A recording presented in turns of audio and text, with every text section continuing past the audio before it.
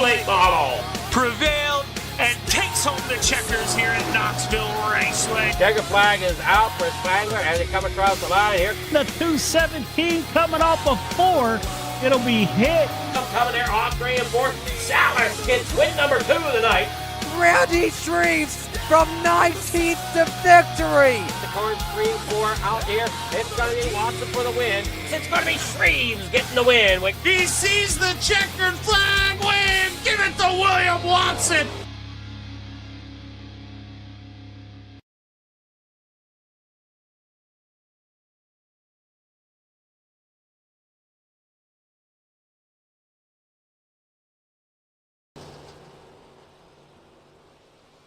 Yo, yo, yo, tune in, don't miss Shaggy TV, hit him with the twist. Gang on deck, let's pick up the pace. Remote in hand, it's a cartoon race. Where are you, Shaggy TV? Catch the vibes, come roll with me. Jinkies, yeah, it's action-packed. Scooby snacks and a mystery crack. Flip the channel, hit the screen. Velma's got the clues, keep it clean. Fred in the whip, Daphne looking mean. Shaggy on the snacks, munching every scene. Zoinks, got ghosts in the room. Monsters lurk, smell the cartoon fumes. Fog thicker than my uncle's perfume. Solve it quick, then straight to the tune. Where are you, Shaggy TV? Catch the vibes, come roll with me. Jinkies, yeah, it's action-packed. Scooby snacks and a mystery crack. Spooky vibes with the laugh on top. Masked villains, every case non-stop. Trapdoor falls, but the plan don't flop. Through the laugh track, tick tock, tick tock.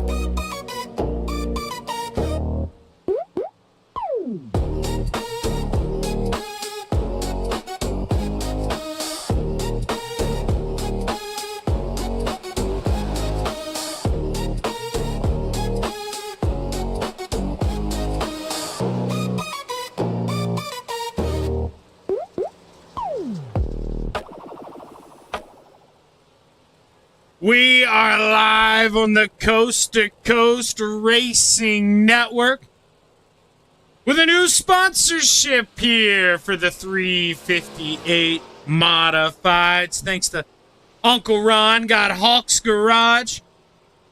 The Hawks Garage 358 Modifieds got a pretty good ring to it. And man, of course, last week, Chris Alvey, introducing the new Big Block modified sponsorship. Maybe that was 2 weeks ago. I'm thinking last week.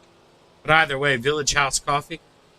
I mean, how cool, dude. League's really growing. It's awesome. It's been a fun thing to, really be a part of. These guys are some of the best, and, man, treat each other like a family. That's what makes it so good, and it's good to see this man here. It looks like he is out on the racetrack. Paint job is going to load up here. When I was playing my music, I realized my trading paints had timed out. So I re-uploaded it, and we're going to have to get the people in each session. But Dino out of the hospital feeling good in that 79, and it's good to see him out on the racetrack here at Port Royal. Dan McLaren right now, he's one of the quicker guys in the session, P6. The moment there is the 88. That's another good-looking rod. I like the look of that thing. Oh, Dano put Shaggy TV on the inside of that thing. That's awesome. Appreciate that, Dano. Got Black Rifle Coffee on that. Oh, that's the JRB Design Machine, too. I mean, that's another sponsor here, Coast to Coast. They sponsor on Monday night. Good to see. Good to see. Let's hop over in this room. Is anybody on the... No. Literally everyone's on pit road in that session. It's crazy. Hop back over with Dan. Or actually, let's see Jeff Barker. Here in this session. We got Superman. He just pulled to the inside. Got Brian Dickens. In the 122 machine. Got the stars and bars on there, as always.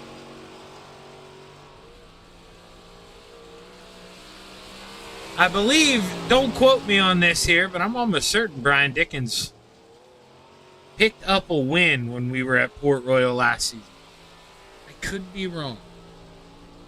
For some reason, it's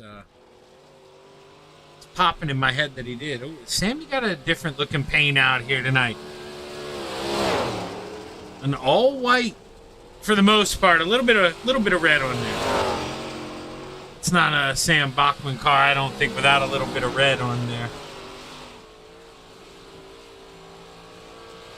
So who can we credit for that thing? Another Bowman Designs. Tyler does such a good job over there. Let's see, Maverick Seidel, did he just, when he joined in, I think, well, checkered flag in a way, but I think there was a chance Maverick would have been all by himself in a room. That would have been no fun here for Mr. Seidel, but we got a more than 24 here, so we're going to have a B main. And the whip has been cracked on me. I'm told I got to speed the interviews up, so still going to be my friendly self, I guess. Try to be. You know, we don't know how well it'll work. I'm going to try to listen. That's why I'm talking about it now. Keep no promises as we watch the 4 of Scott Rayome and Harold Plump. You see that? They are virtually in identical spots on the racetrack. I think Scotty just edges him to the line here in the 4 machine. Rolls the center through 1 and 2. You just want to keep that thing straight here, but there, a little too straight. Goes up the hill, tightens up on the 4. And as Scott Rayome comes to the line, he may not like this time. It's 19.62. 4/10 off the pace of this man, the 099 Billy Roberts. Top of the charts with a 19.20. The driver of the 99. Can he find more time? Gonna need to, because Brian Dickens just unseated him. Now Sammy B did as well. Roberts gonna stay. P3 is Sam Bachman. Cracks the whip for the final time into 3. Off of 4, the 007. Can he find a little more? The answer's no. Yella. Gonna keep it that 19.17 for Bachman as we go find Dan McLaren here. He's finishing up lap number 2. Soupy Yella not gonna improve. Gonna stay P14. And let's go find William Watson here. Driver of the 23, always going to be a factor anytime you're running a modified, whether it's a big block or a small block.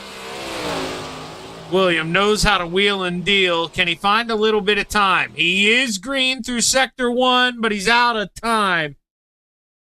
Only 2 minutes to qualify. Got to go quick here at Port Royal, and he only gets the 1 lap in, and we get set to take a look at the starting grid for heat race number 1. Daniel, I'm not kidding. I don't always know who to credit for that, but you're a big part of me remembering that, all those conversations we would have. So I forever will appreciate you for that as we take a look. Row 5 to the outside, the 38 of the man you're going to hear later on the Coast to Coast Racing Network. The 38 of Adam Flieger to the inside, the 8 of Scott Thomason. Row 4 to the outside, the 93 of Butters. Jason Butterfield to the inside, the 513 of the Brewerton Beast. Jeff Barker. Row 3, the high side, the 7-9 of Dino. Dean Reynolds to the inside, the 025 of the Moose. Jacob Mossow. Row 2 to the top shelf. Your quick time, the 007 of Sammy B. Sam Bachman to the inside, the 099 of the Gears Unlimited machine of Billy Roberts. Row 1 for heat race number 1 to the outside, the 075 of the Philly Flyer. Trevor Giroux, and starting on the pole, the 213. Another Gears Unlimited machine of Michael Vitale.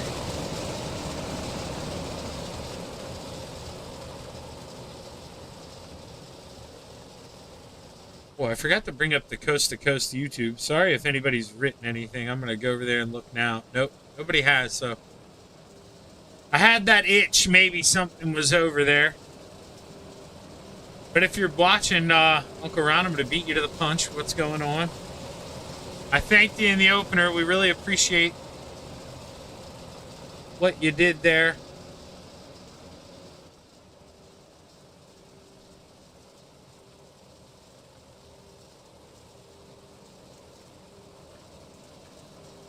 The pace car should be pulling off this time. Does indeed. We get set to go race here. For race number one of what, or heat number one of what will be, I would imagine, 3 heat races.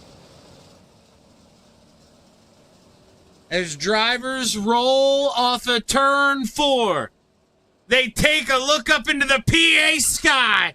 The green flag is high. It's time to watch the dirt fly. 10 laps to play at the Port Royal Speedway. Oh, Dino thought about making it 3 wide there. Here comes the 79. This boy, oh boy, a little bounce there off the 025. Your leader out front is the 213 of Michael Vitale, but here comes the Philly Flyer. Got the horses galloping on the outside. 2 by 2 by 2 as far as the eye can see here. Billy Roberts trying to make some work here, looking for P2 on the 075. The 99 looking low. The outside maybe starting to hum here. Cars get that momentum. Such a momentum-based car, these 358 modifieds. The big block, you can get away with a little bit more. You got that power, but man, if a guy comes up sides in front of you, you're doing all you can to find a way around, because that can kill that momentum. And man, Michael Vitale doing it so well here, protecting, trying to block his teammate in the 99 at the same time. Watch the outside. I mean, literally, you don't want to sound cliche here, but they're playing chess right now. You've got to be thinking ahead, and that's exactly what Isaac has been doing. He got to the outside, kissed the wall, though. Wasn't given a lot of room. And I said Isaac, I meant the Philly Flyer there. You see that 5, and you just want to think of Isaac. But, of course, 7.5 on that thing. He says, you want to shut the door on the outside? I'm going to go low here. Serve you up a little right rear. There's contact for the lead. Vitale may not like that, but the Philly Flyer may be left with no other choice here. Had to do it. Billy Roberts able to get around. Michael Vitale trying to hold on to P3. Sam Bachman cracking the whip on the outside. He moves into 3rd as we come off of 4. And Dean Reynolds not close enough to take advantage of the mistake here, the 213. It's too big a gap. And with that being said, drivers rolling off of 4 this time by. You're going to see that white flag wave. We've got 1 lap to play. Trevor roping the outside here. Billy getting some company. Here comes Sam Bachman. Does the 007 think about one final move here through 3 and 4? He goes to the outside. Your leader's gonna be the Philly Flyer, Trevor Giroux. And Sam Bachman steals P2. Coming across the line. Roberts, Vitale, your top 4. And the 213, maybe not so pleased. Massow, Reynolds, Barker, Flieger, Thomason, and Butterfield for the B main.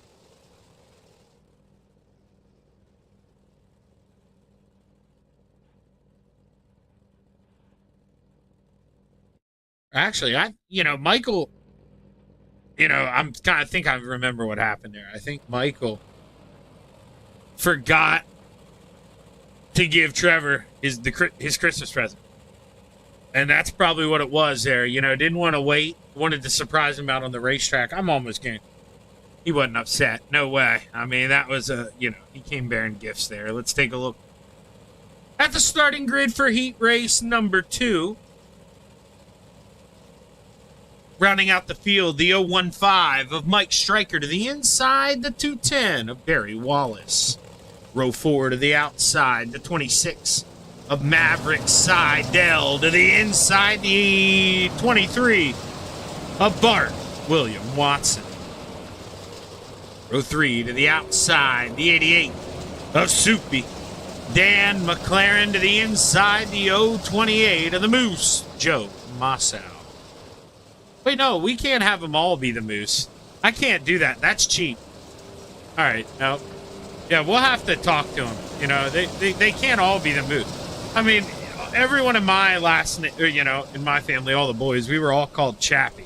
So I guess it could be true, but, you know, I can't for the life of me do that. Row 2 to the outside, the 5 of Salsa. Slide job, Isaac Salas to the inside, the 518 of 100 grand. Joseph Brandy. Row 1 for heat race number 2 to the outside, the 09 of the Teddy Bear. Ted York, and starting on the pole, the 35 of Harold Plum.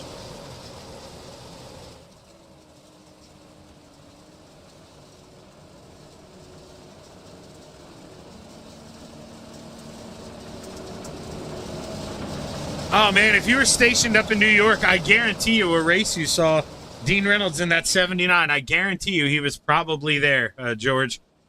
Because Dean Reynolds was one of the guys who runs the Super Dirt Car Series. As you take a look to the PA sky, the green flag is high. It's time to watch the dirt fly. Heat race number 2 is underway. Isaac Salas wasting no time, started 4th. Pinches off right away, gets 3rd, thought about the move for 2nd. Couldn't do it as he's going to watch these guys duke it out. Slide job by the Teddy Bear. He puts a squeeze there on the 35, but Isaac Salas, he gets the last lap. Tap dances his way to the outside. Going to do it one more time. Should have the lead here as we go. Entering 3. No, he does not. Big run on the inside from the Teddy Bear. York not going away here, continuing to wage war, but Isaac finally has that momentum, and I think Mr. York, he better fight, claw, scratch to get up top, because here comes the man with the best nickname in iRacing, 100 grand. On the outside, what can Joseph Grandy do? Plenty of time. 5 laps to go.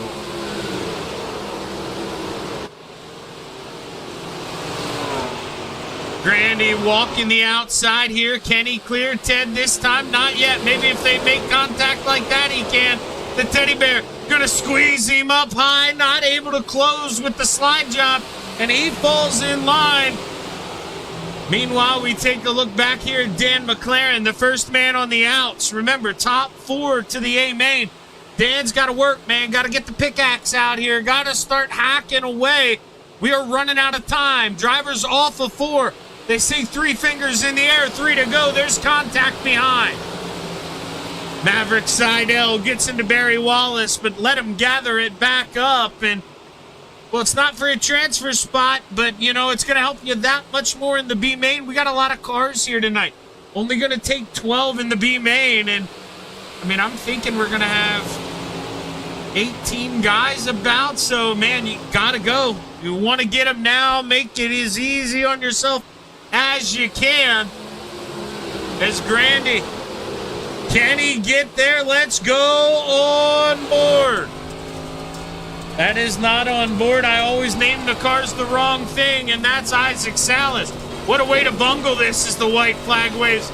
Grandy gets a big run on the outside. He's got one more chance to do it here, and he's not close enough. Not going to take the swing, going to play smart, knows he's in the show, and that means Salsa wins heat race number 2, followed by Grandy, York, and Clump, McLaren, Watson, Massau, Wallace, Seidel, and Stryker to the B.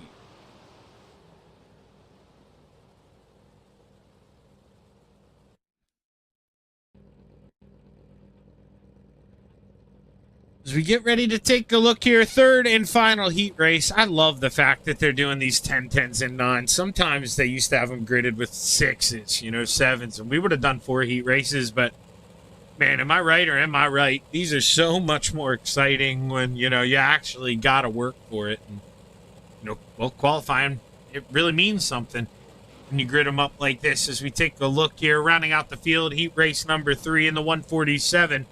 Michael Vecchio. Row 4 to the outside, the 4 of my homie Scott Raomi. To the inside, the 28 of Jeff Sharp. Row 3 to the outside, the 397 of the man we call the Canadian, Alex Pomerleau, to the inside, the 051 of Putt-Putt, Clay Christopherson. 02 to the outside, the 122 of Brian Dickens, to the inside, the 390. Let's hear from the Brew Crew, from Mike Brewer. Row 1 for your third and final heat race here at the Port Royal Speedway. To the outside, the 218 of Superman, Kurt Schatzer, and starting on the pole,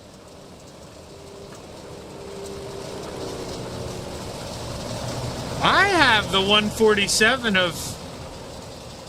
Oh, there we go. It finally changed. Finally put Brian Moore Sr. on the... Oh, man. My SDK was so broken there for a second. Missed Wednesday night. I mean, what other place? I mean, he normally does it on a Wednesday. Trying to do it on a Thursday. Start P1. See what Brian Moore Sr. can do from the lead here.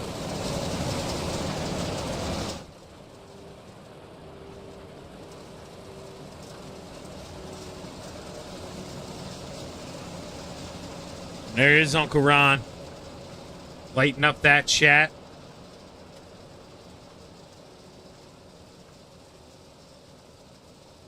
Coming on board with the Hawks Garage deal that I just looked at. How did none of you guys yell at me that was so high on the screen? I don't know how that edited to move. It's moving live for you guys. I'm going to keep it right there. That looked terrible in the top right. Someone yell at me next time. Say, Shaggy, you don't do that. You be more professional than that. As drivers roll off of 4. We take a look once again up to the PA sky. The green flag is high. It's time to watch the dirt fly. Heat race number 3 is underway. Oh, Brewer with a little bit of hiccup there. Slides up the racetrack, opens the door for his teammate Clay Christopherson. How aggressive does Clay want to get here? That's for a final transfer spot. Got to think, even though you're teammates, you got to take what you got here, and that's exactly what the 51's going to try to do. There goes Brian Moore Sr. thinking about making it 3 wide.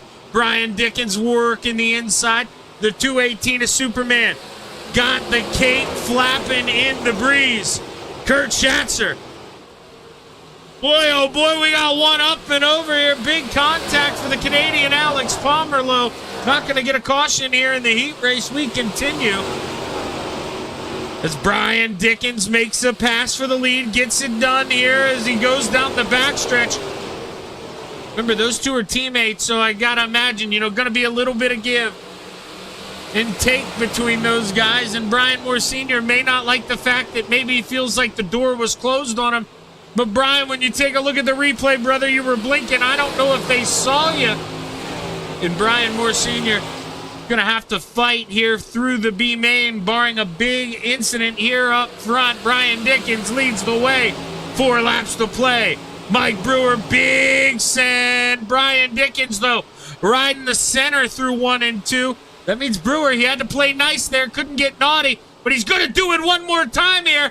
Going to go up, maybe try to get an autograph from Brian. Nope, stayed, kept it low. 3 to go. Mike Brewer trying to work, not going away, slides up in the little gap there in between teammates, and Kurt Schatzer had to get on the binders there. That may open the door for the 51. We got 2 laps to go. Plenty of time for Brewer to steal the show. Slide job through 1 and 2. Brian Dickens cuts back underneath. Here we go. It's on. 1.5 to go. Half a mile to play in the Pennsylvania clay. This time by as the white flag waves. Brewer on the inside. Dickens through the center. They make a little contact. Rubbin's racing. Superman, you can see the cape flapping. Can he make a last lap lunge?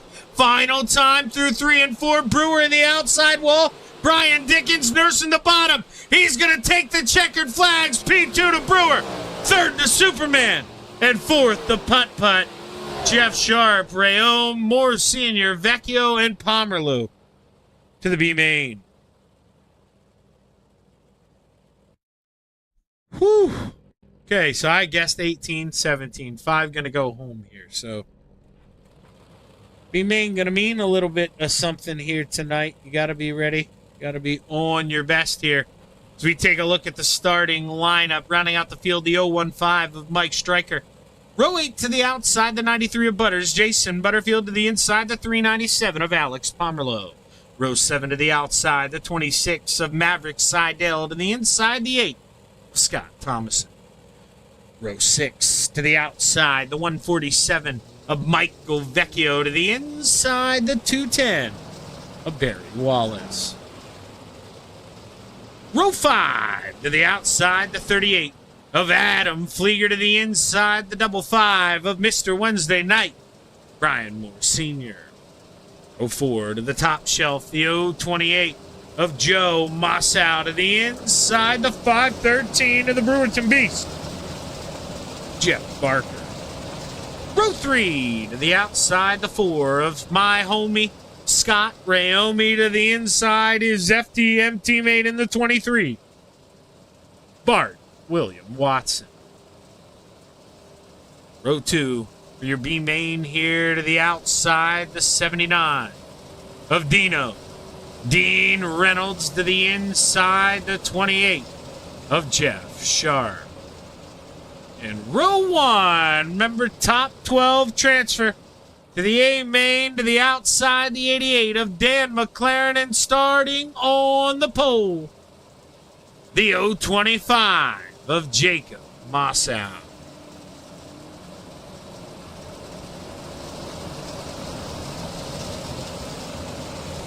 You know the deal. Can't hate me if you're up front. We'll give you a little bit of love, but man, we got to keep an eye on this battle for the final transfer spot here. Is looking to take our final 12 drivers to the A main. As you take a look at the PA sky, the green flag's high. It's time to watch the dirt fly. Your B main is underway. 3 wide right away there for third. Dino got a big old run, though. He had to check up. Scotty does as well. Teammates playing nice here in the early stages. Jeff Sharp maybe trying to get by both of them here. Scotty gets a shot from his teammate as they all check up. Oh, we got a car going around. That's Adam Flieger. Adam Flieger, tough break for the 38. Not going to get a caution flag in the B main. And man, him and Seidel all but going to do it here. Dan McLaren went around in 1 and 2. Michael Vecchio in your 12th and final transfer spot. Next man behind him is Maverick. So basically, you know, I mean, if you've got a spotter, I mean, if they aren't telling you right now to freeze, hang out where you're at, play nice, behave, and you're in the A main, I don't know what you got a spotter for, because I'm top 12 gone. Maverick not going to be able to run them down here if they, you know. But, you know, now that I say that, I better stick my foot in my mouth, because look at this gap. Seidel may be able to get there.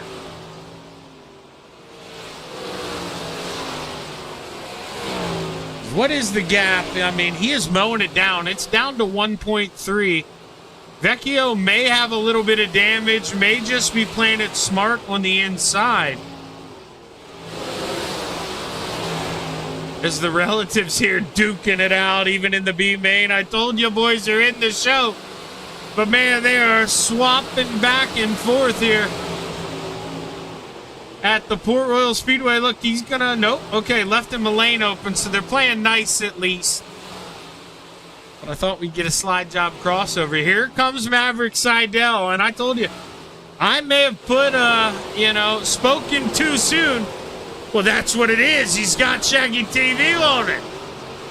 I mean, I've warned you guys, that adds a little bit of horsepower. Don't tech him, because, I mean, you could see it's brung him back up to the 747, and there is enough time for him to do this thing.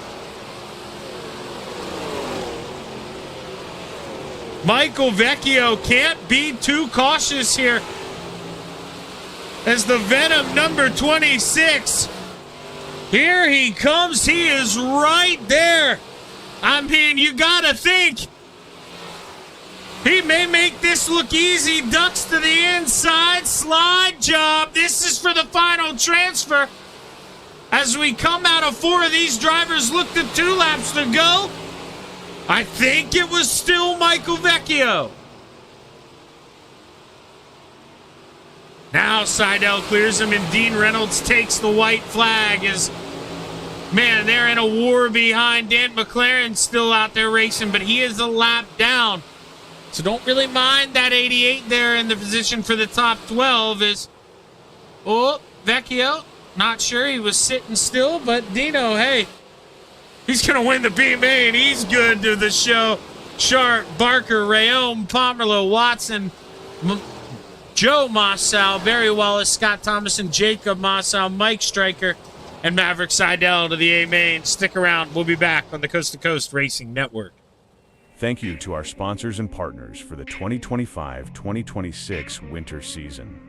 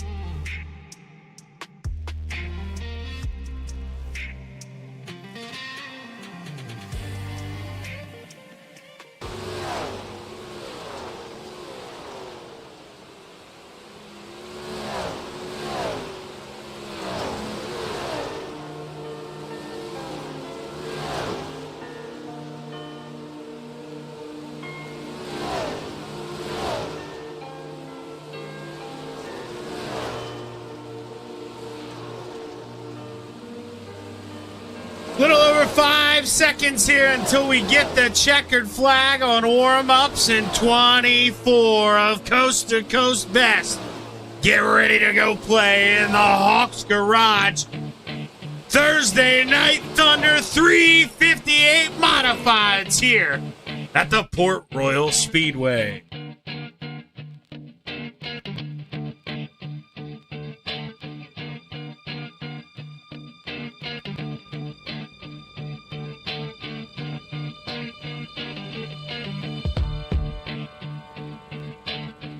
Rounding out the field, row 12 to the outside, the 26 of Maverick Seidel to the inside, the 015 of Mike Stryker. Row 11 to the top shelf, the 025 of Jacob Mossau to the inside, the 8 of Scott Thomason. Row 10 to the high side, the 210 of Barry Wallace to the inside, the 028 of Joe Massow. Row 9 to the outside, the 23 of Bart William Watson to the inside, the 397 of Alex Pomerleau. Row 8 to the high side, the 4 of Scott Rayon to the low side, the 513 of the Brewerton Beast, Jeff Barker. Row 7 to the top shelf, the 28 of Jeff Sharp to the inside, the 79 of Dean Reynolds. Row 6 to the high side, the 051 of Putt Clay Christopherson to the inside, the 35 of Harold Plum. Row 5 to the outside, the 213 of Michael Vitale to the inside, the 218 of Superman, Kurt Schatzer. Row 4 to the high side, the teddy bear in the 09, Ted York to the inside, the 099 of Billy Roberts. Row 3 to the outside, the 390 of Mike Brewer to the inside, the 518 of 100 grand, Joseph Brandy. Row 2 to the high side, the Sam Akonda in the 007, Sam Bachman to the inside, the 122 of Brian Dickens. And row 1 for your Hawks Garage 358 modified. Amen here at the Port Royal Speedway to the outside. The 5 of Salsa Slide Job Isaac Salas to the inside, the 075 of the Philly Flyer. Trevor Giroux is driver's roll into 3 for the final time. They roll off of 4. They take a look at the PA sky. The green flag is high. Let's make some dirt fly. We got 30 laps to play at the Port Royal Speedway. Here we go. Those guys duking it out there for the lead, but we got battles all over. 3 wide behind here. Ted York muscle to the outside. The 213 sends it up there. Mike Brewer, he gets in the outside wall in front of Teddy York. He's got to come to a stop, and we get our caution. First caution of the night here. Lap number 1. Saw they were 3 wide behind. Couldn't tell what happened here, though. If you were kind of looking to the front, you may have seen it. Yeah, I think Mike just drives up a little, or, maybe got caught in the bumps there. Because, yeah, it just looked like he had the wheel crank, but that thing just tightened up, slid right up the racetrack. William Watson did something similar behind in the 23, but Brewers just got to come to a stop there. I mean, what are you going to do? Yank it off the wall down in front of people? And the flag man, they get it. Throw the yellow, and I'll re-rack them and try this one more time here.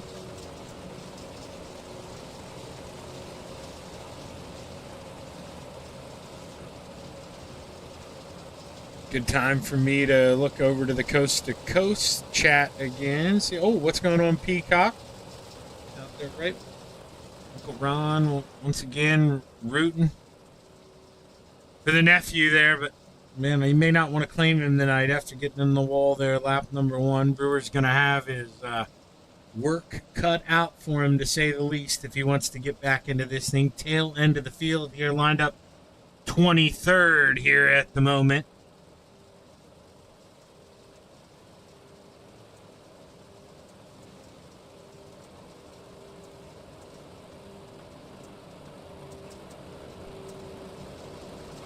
Let's do this camera. I put this on for a reason now. Yep. Okay, lights are off under that wheel and deal. So we'll re-rack them. We'll go back green this time. Bye.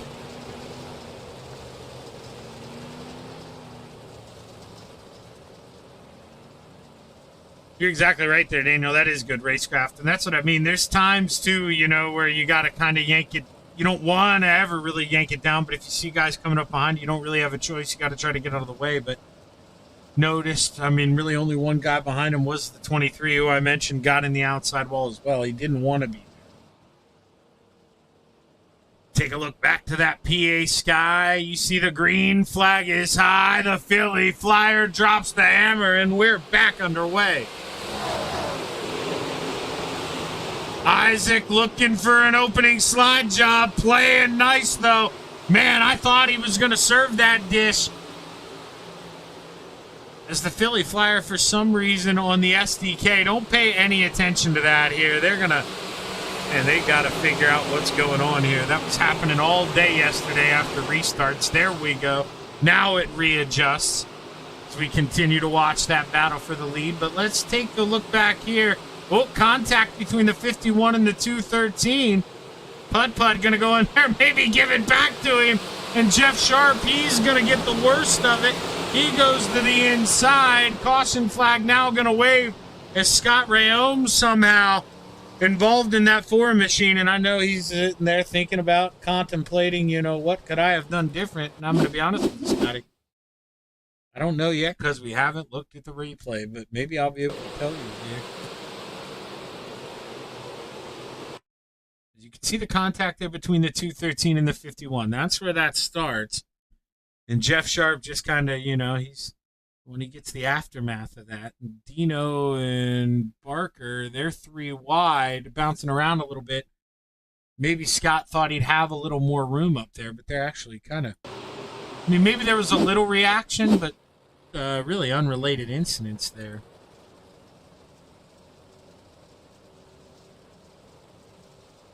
So you got to wonder here, if I'm the Philly Fly, if I'm an FTM right now, and, I'm smart enough to have the broadcast on, I say, Trevor, Shaggy has no idea how you're still in the lead. I think Isaac played nice there through 1 and 2, and, maybe he'll park it up there this time if you don't go down there and protect. And at the same time, if I'm Isaac's teammates, I'm saying, Isaac, Shaggy thought that was going to work here. You better go in there and try to do that thing again if he goes to the outside, because it could be the move of the race. I know, I guess, Uncle Ron, maybe you did watch it over the weekend, I think, where, or no, you wouldn't have watched. That was Devin Hauer. Never mind, it wasn't Brewer. But he went from 3rd to 1st. On the final lap at Knoxville, because with 2 to go, they got a green-white checkered. He ran the outside through 1 and 2, and that's still fresh on my mind. And Trevor got the memo. I got to restart on the inside this time. Buddy got the memo here, and I think while having a teammate behind him, maybe that's going to help here. But, yeah, you don't want to do that again, I don't think. And I hope both the cars tie for the victory. That would be the first time, my sponsor, or Shaggy TV, would be on 2 cars in victory lane at the same time. So we're rooting for a tie, but at the end of the day, if you're being strategic, this is what you got to do. Because realistically, I think he got away with one on that last restart. But take a look up to that sky. The green flag's high. Looks like they're about to make some dirt fly. We're back underway at the Port Royal Speedway. Isaac going to rope-a-dope on the outside, now going to cut to the inside, and he says, Shaggy, you tricked them all, brother. I wanted the outside. I'm committed. And holy Hannah, thou shalt not get the lead just yet, says the 75. The Philly Flyer are going to send it in deep, but these guys are about to be in an all-out war. The Philly Flyer left them about 3/4 of a lane. Not enough for Isaac to want to chomp at the bit just yet. And man, oh man, we're back under caution.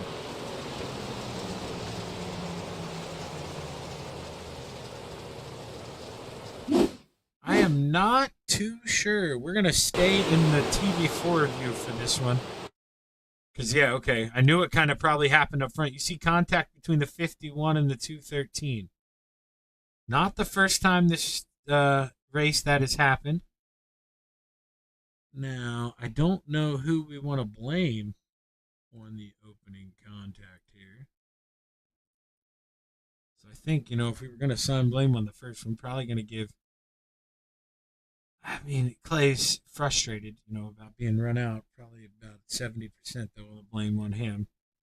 But this one, looking at it at a quick glance, you can see he's holding his line. Vitaly kind of wants to come down, but he stays half a lane above that slick the whole time. And Clay doesn't come up the racetrack till they make contact. So can't really put that one on him, but man, we got a parking lot after this thing. You see the teddy bear, hard shot, right front goes a flying, somehow reattaches.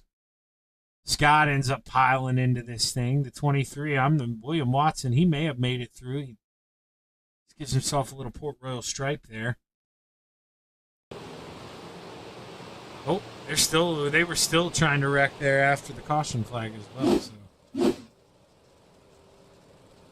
just lets these guys keep thinking here up at the front. And I don't know what to tell you, Trevor. He's to the point where you got to really go where you're comfortable, because I think, either way, that dog behind you is gonna dig until he gets that bone. I mean, Isaac Salas bad fast right now, and the Philly Flyer are going to look behind, and there's going to be no FTM teammates in sight till P8. So he's going to have to fight this war by himself, and there's no, call it how it is, man. You come up on an FTM guy, you race him a little harder. There's a bunch of them in here. You're going to give them the best you got. That's what they expect. That's what they want. Let's see if the Philly Flyer can hold on as we look to the sky. The green flag's high. We're back underway at the Port Royal Speedway. Isaac working the inside here, but let's zoom out. I thought maybe we'd see another move there, but we're seeing him back here to the back. Grandy. I mean, him and Isaac Salas so similar in the way that they will indeed go where you're not. And Grandy immediately through 1 and 2 when the opener just goes to the outside, keeps it pinned, slips up a little bit there coming off at 2. What does the 99 do? Going to leave him plenty of room here. Kurt Schatzer, he's trying to jump on board here, but look, we got a battle for the lead. Slide job, Salsa cracks open the lid here, and boy, is it spicy. Side by side into 3, the Philly Flyer. Gonna give him some back here. A little bigger spoon this time. As we come across the line, give it to Isaac Salas. But this thing is not over yet. The Philly Flyer, he may have just conceded. Got a little loose through 1 and 2. Gets to the back of the 5 after Isaac gets in the wall. They both live to play another day, but man, that baby breathes a little bit of life here. Into the 122. Right on cue, here comes the Stars and Bars.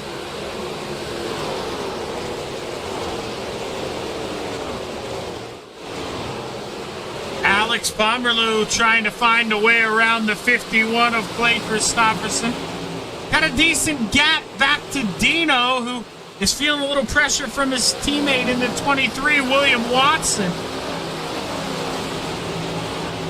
Both guys know how to get around at the Port Royal Speedway, which, man, is making this that much harder as Joseph Grandy looking to have finally secured this pass here. Brian Dickens, little slip up there. Does Grandy think about a shot to the you-know-where here? Oh, gonna take a peek underneath, and he gets a little bump there. We're rubbing, we're racing at the Port Royal Speedway.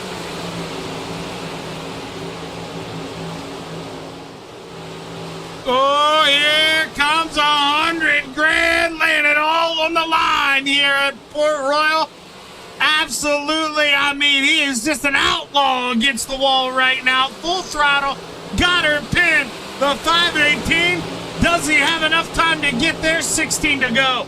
He's gonna now if we get a caution flag. And I would assume we do now get a caution flag. Kurt Schatzer was hard in the wall there in the entry to 1. Kind of rewind this to kind of see where everybody gets a piece of it. So you can see Bachman, he is so close.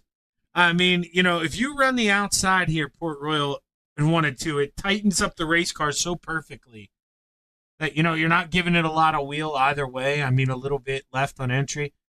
And it looks like he's right in that groove. You see him hit the bump, so it kind of slides up. And no, actually, he's in the wall as well. So He was up there in the wall. There was no chance then it not getting to the back of the 218. He tries. Let's put it up here a little bit. But you can see then he got a shot from the inside. And people want to drive through things, you know. I mean, if realistically, I know we didn't get the caution flag yet, but, you know, if we drive in there, we lift and we see that guy in the wall. I think him and Sam, you know, live to play another day. I mean, there would have still been a caution because you could see Kurt Strathern came down backwards. So, I mean, there wasn't, you know, it's not like we needed to create one here to tighten up. It was going to happen. And now this, you know, this could be the 75 and the 5's worst nightmare. Because I'm cha-ching. I mean, cash register's open. 100 grand's on the way here. He's ready to play. And there is a lot of time. Port Royal, big racetrack.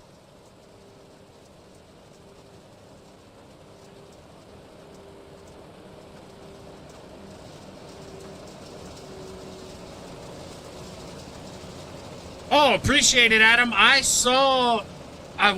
mute my Facebook alerts, but I saw something pop up on my phone. I didn't think it was that, but yeah, after, in between races, if I think about it, yeah, I'll try to do that quick so I can run it. Appreciate that. And you send me a message. You let me know what I owe you.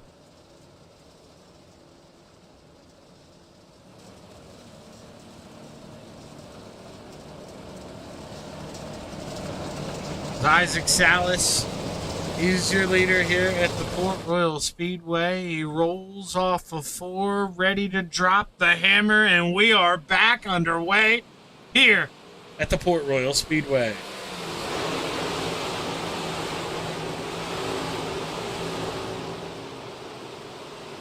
Dino's starting to get a little oomph in that 79, up 5 spots here. Can he get a couple more? Next on the list would be his teammate in that 51 machine. As Dino peeks to the inside, the Purple People Eater. Not this time, but he's not going to stop. Going to keep swinging the hammer here. He takes a peek low. Harold Klump gets around the 320, or the 397, of Alex Pomerleau. And here we go.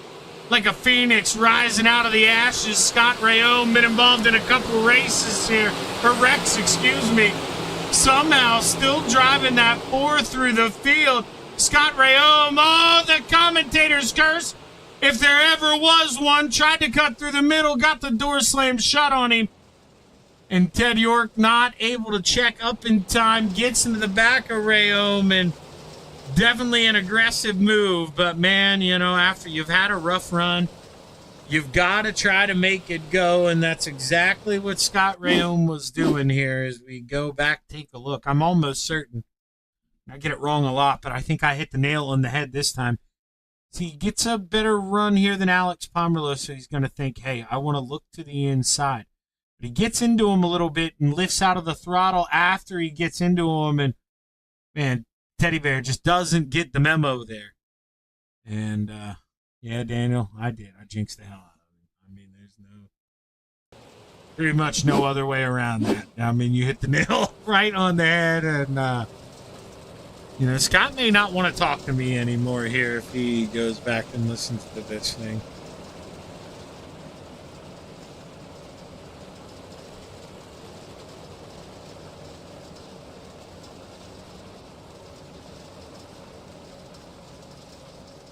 Your hard charger right now is Maverick Seidel. He started P24. He is up to 11th, 1 spot out of the top 10.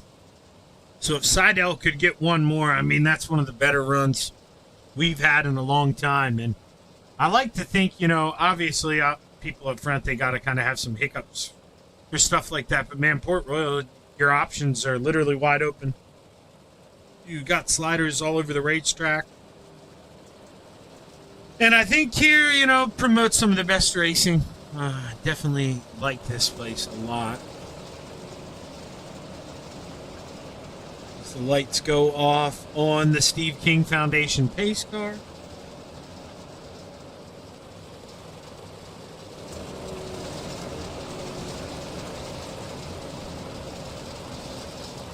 see him yank it in there to the left this time by, and have to see if Isaac Salas can hold off his old teammate in the 75, the Philly Flyer, Trevor Giroux.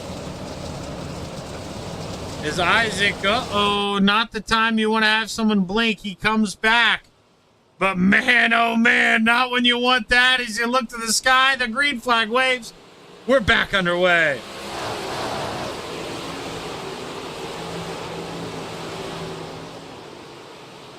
Grandy getting a good run here off it too. There's a little bit of a gap between the 75 and the 5. If Grandy can get there, maybe able to park it for a slide job. Not close enough, though, just yet here. 11 laps to go.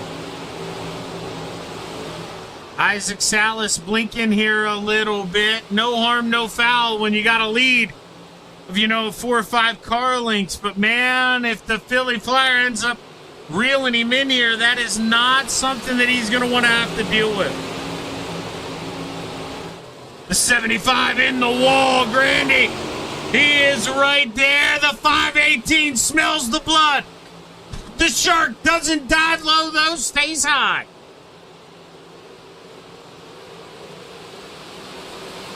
Grandy taking a peek this time, though, maybe trying to force the 75 into a mistake as Brian Dickens continues to hold off the 99. They're warring back and forth. Here comes Clay Christopherson on the outside. We've seen these guys before. Can they make it off of 4? They do. Clay Christopherson up into 6th. Michael Vitale not able to get back to him. But, man, this may not be done yet. Grandy loses a little bit of time there on the Philly Flyer. Couldn't tell if he got in the wall or not. Just watched him sink on the relative. He's going to have to all but be perfect here if he wants. Well, maybe, maybe he was dang near perfect. Look at that run he got off it, too. Out of a cannon. The 518 says, you want some? Come get you some. 6 laps to go this time by.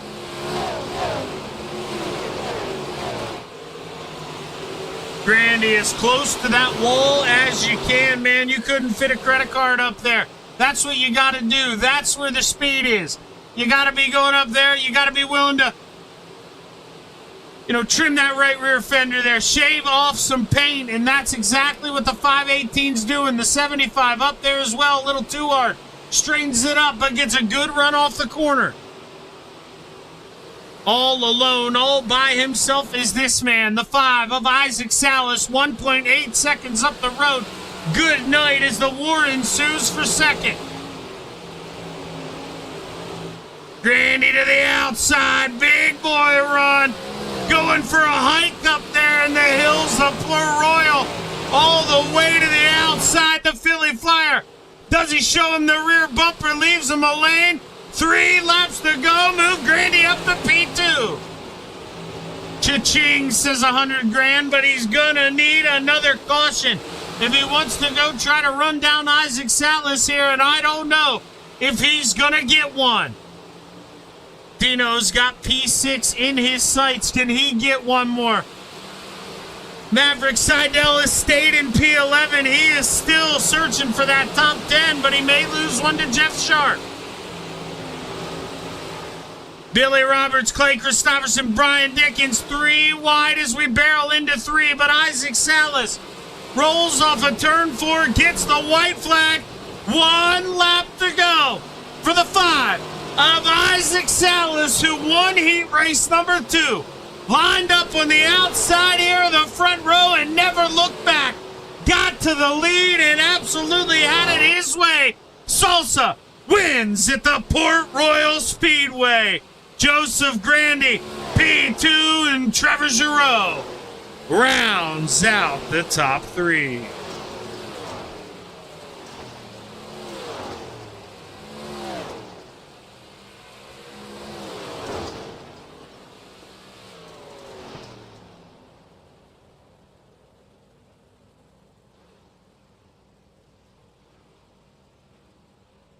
Big win there by Isaac Salas. mean, even at the caution, or with the caution at halfway, he dominated that thing. Let's take a look here.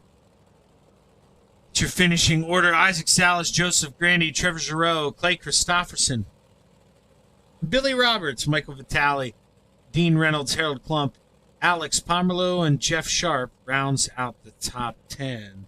The rest of the field. Maverick Seidel, Mike Brewer, William Watson, Joe Mossow, Ted York, Barry Wallace, Mike Stryker, Jacob Mossow, Scott Thomas, Brian Dickens, Scott Rayom, Kurt Schatzer, Sam Bachman, and Jeff Barker.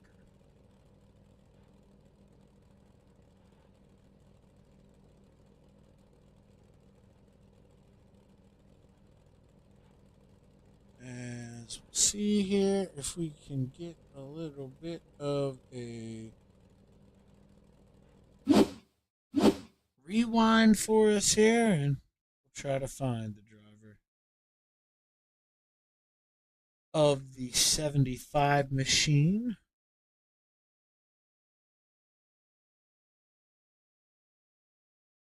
Monitor. Yep, pull you up while you're talking. Let's go. I forgot to turn me off push to talk on Discord. Sorry, Trevor. I was talking to myself there. Good run. I know, obviously not where you want, but hey, at the end of the day, man, 30 cars almost tonight, 29, I think. And to bring home a podium, that's a pretty good run. How are we feeling? Pretty good, man. I mean, I can't complain, really. It was a tough track, man. It was bumpy as hell, and it was rough, and it was tough to run the top there, and that was the obvious line all night, in my opinion. Just tried to search around for other stuff in 3 and 4, and it was just, you kind of had to just run it through the bumps in 3 and 4, and it was tough to stay out of the wall at both ends of the track, and Isaac was just doing a better job at managing the car there in the rough, and Grandy too. Just those guys are obviously, some of the fastest guys in the league, so it's I'll take a third place finish here tonight. I just kind of got lucky with the invert there, and then apologize to Vitale there for the heat race. I didn't mean to give him a right rear there. Absolutely did not mean to do that, but yeah, I mean, overall a good night. I mean, can't really complain with a podium, even though it's not the top step, but we'll definitely take a podium either way. No, I mean, at the end of the day, brother, led a couple laps there, able to battle, put on a good show, P3. That's a good way to start off the night, man. Congrats. You got anybody you want to thank? Yeah, just all the guys at FTM, first and foremost.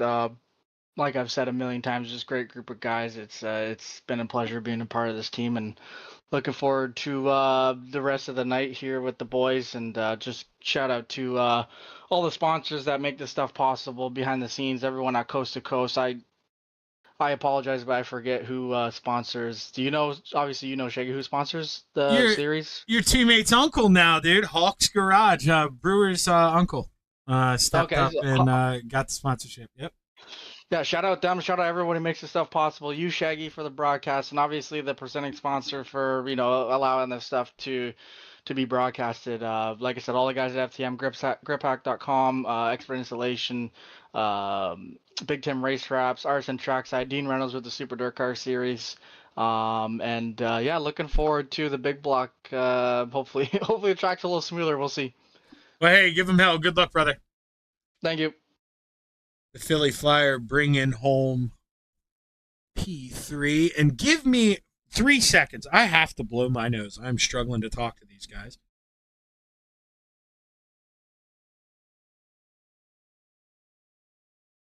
Alrighty. Now that I think I got that out of the way, nose blown, we'll pull up the 518. Grandy, man, this was one of those, you could see how quick that car was, but I think by the time, you were playing nice. You got the door shut on you a couple times. That's what you got to do if you want to live to survive. And you end up P2. But, man, you got to be thinking late race caution. Maybe you got something for the 5. What's going through your head? Yeah, I mean, maybe. It's a lot harder to, easier to catch up to somebody than it is to pass them. So, and I usually play pretty nice in general when it comes to that. So, unless you messed up, you probably would have won regardless. Yeah, and I mean, I mentioned you playing nice because I saw Trevor. He made a mistake about 2 laps previous, coming out of 4, and I thought you were going to throw the slide job into 1, but did you just not think you were close enough? Wanted to bite back, get a little closer. Yeah, I just thought something better would have opened up. Tracks was bumpy. Surprisingly, 1 and 2 was a lot easier than 3 and 4, which is usually the opposite. But yeah, it's just being patient. Don't get me wrong, I like to win, but I don't care if I win. Yeah, I mean, you just wanted to put Shaggy TV on the podium in all 3 cars, and I appreciate that because you did just that. Hell of a job, Joe. Big run on the P2, man. Hopefully we see some more out of you in the big blocks. But before you get out of here, you got anybody you want to thank? Yeah, Aiden over at Raise the Bar, all the guys over at RMDB, Catalytic Recovery, Hinkle Homes, Mad Rabbit, Shaggy TV, Highline Cinematography, Reckless Raps, my girlfriend Olivia, all the guys at Coast to Coast, and I appreciate you for doing the broadcast. Well, hey, like I said, man, hopefully I'm talking to you again. Go get him in the big block, brother. All right, man, later. Joseph Grandy coming home P2, and now we talk to not Joseph Grandy again. I almost drug him up here, but we finally get the right guy. Salsa, I mean, come on, brother. I tried to get Grandy to say he could get you if you got a late race caution, and even he wouldn't lie. Man, you were quick tonight. Almost, what did we end up with? 2.99, we'll call it 3 seconds up the road. I mean, hell of a job, dude. Did that in about, 12 green flag laps, too? I mean, this car was on rails. How we feel? Oh, I feel great, buddy. I was telling Trevor a couple seconds ago how the official races were here this week, and, I've been dabbling into actually getting some official races under my belt, and, yeah, so I got plenty of practice this week. I feel phenomenal, to be honest with you, so we'll try to do it again the next one. Yeah, man, I mean, you could tell you looked really comfortable on the outside. You think it's going to translate over to the big block? Are we going to get the same bumpy track, or are we going to hope for a different one? Man, I'll tell you what, from what I've seen so far in all of the races this week I've gotten to do, the track in big block should be way more fun than the 358s. Just, you don't have to rely on momentum as much. Like the middle has been phenomenal all week long. So hopefully, tonight that sticks around. Obviously the top's going to be fast. It's just how it works, but I think it'll actually be a little bit more multi-groove, and I'm excited. Well, hey, so am I, man. I mean, if you're half as confident going into that thing as you were in this, the field better watch out. Hell of a win, man. Like I said, 3 seconds, that's domination in 12 laps. You know it as well as I do. Congratulations. You got anybody you want to thank? Yeah, I appreciate it, dude. I tried to stink up the show for you. I know you always complain about it when I do, so that's what I was going for. But yeah, big shout out to good. I'm glad. That's what I want. But yeah, big shout outs to everybody at Venom Racing, Dean the Super Dirt Car Series. Hope he's doing better. Magnum Race Designs, JRB Designs. Speaking of that, if you saw Maverick's car tonight, brand new. Pretty awesome. I saw Shaggy TV on it too. Don't think I didn't talk about it. Yeah, buddy. I told him to make sure that thing gets on there. But yeah, other than that, thanks to Arson Trackside, Mission 22, Top Notch Trucking with Gramps, Shaggy TV with you, sir. So that's a shameless plug, I guess. Reed's Home Inspections, Mom, Dad, Miss Kelster for letting me do this. Good run to Mr. Trevor and Mr. Grandy. And then, thanks Coast to Coast. And I think that's about it. Let's try to go get us another one, I guess. Yeah, man. After that domination, you're easily the betting favorite. Go get him, brother. Thanks, brother. Isaac Salas. I mean, what a win. 3 seconds. We step away, and we'll be right back on the Coast to Coast Racing Network with your big block modifieds here on Thursday Night Thunder.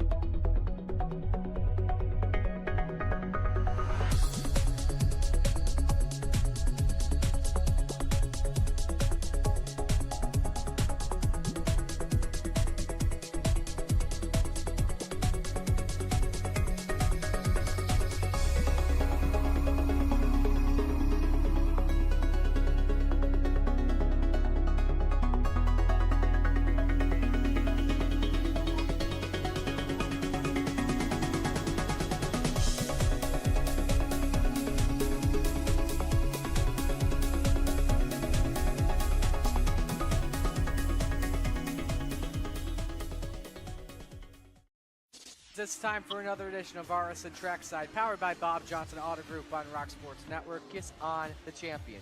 Trying to be a bit of a hiatus, so let's get right when we talked about it.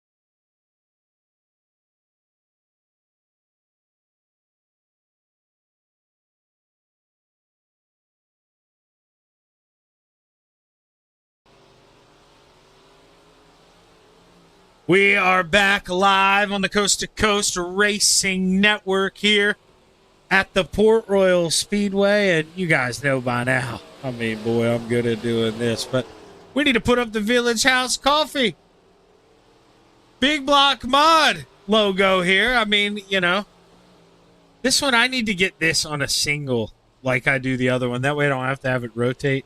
I feel like Adam and Dean probably did do that for me, if I'm being honest, but you know, I let things slip. And I believe I mentioned earlier, but if I didn't, from what I'm the understanding, I believe this is a friend of Chris Alvey's, you know, coffee house. Could be Chris's, but I may have misunderstood it wrong. But either way, Chris Alvey, member here, the Coast to Coast family, putting up the sponsorship here for the big blocks this season. And Chris, really appreciate you doing that, man, because you know, definitely far from a requirement, but the people that do that helps keep the wheels greased here. There's no way. I was kind of shocked by that. It's Isaac Salas coming out here for lap number 1. Yeah, you could see he was just ahead of Brian Moore Sr. there. Isaac normally not a go out here right away, go get it done type of guy. He normally, you know, just hangs out a little bit, kind of gives himself a couple laps to base off of where he needs to be. But going to go out here right away. The 5 going to set the bar here at the Port Royal Speedway. Off of 4 for the final time. The big block modified number 5, purple. You know what that means? That's quick. That's really quick. That's about 2/10 quicker than everyone else right now as Grandy rolls in P2 in the 518 machine. Can Grandy find a little more time? Because Isaac Salas, oh, he does with an 18.570. He improves lap number 2. Boy, oh boy, Grandy goes green. What's it mean? He does find some more time as well. Not enough there, just an 18.72. Is Alex Pomerleau coming across the line here? May have kissed the wall there, but he's yellow anyways. Not going to matter. Here's William Watson. Lap number 1 in the books. P4 for the 23 machine. He's got one more trip around. The black 23 trying to storm off of 4 here. What can he do? He's green through sector 1, green through sector 2. The 23 jumps up to P3 with an 18.75. Good lap there for William Watson as Michael Vecchio. Lap number 1 in the books, and he runs out of time. Only going to get the 1 lap, P19 for Michael Vecchio. Is only 19 guys in this one here. 7 less than I guess 5 less. No, yeah, no, 7. All right, who knows? Who cares? We got 2 heat races. That's it. A 10 and a 9. Let's get ready to take a look at the starting grid for heat race number 1. Row 5 to the top shelf, the 147 of Michael Vecchio to the inside, the 38 of Adam Flieger. Row 4 to the outside, the 397 of the Canadian Alex Pomerleau to the inside, the 35 of Harold Klum. Row 3 to the top shelf, the 099 of Billy Roberts to the inside, the 79 of Dean Reynolds. Row 2 to the top shelf, your quick time, the 5 of Slide Job, Salsa, Isaac Salas to the inside, the 23 of Bart William Watson. Row 1 for your Village House Coffee heat race number 1 here in your big block modifieds at the Port Royal Speedway. To the outside, the 390 of Mike Brewer, and starting on the pole, the 28 of Jeff Sharp.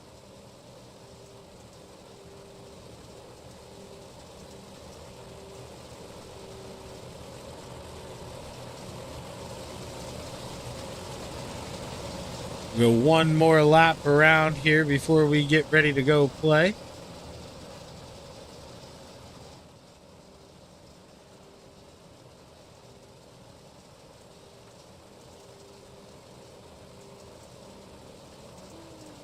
Steve King Foundation pace car yanks itself off the racing surface, and Jeff Sharp set to lead 10 drivers here to the green flag for heat race number 1. Remember, everybody going to be in the show. So you just don't want to do anything dumb here. Make yourself finish at the back of this heat race because, man, the 19th, that's going to be a long, long way to go. As the drivers take a look at the PA sky, the green flag is high. We're going to make some dirt fly. Heat race number 1 is underway. Isaac Salas right away going up there to the kisses, trying to grab all the moisture he can.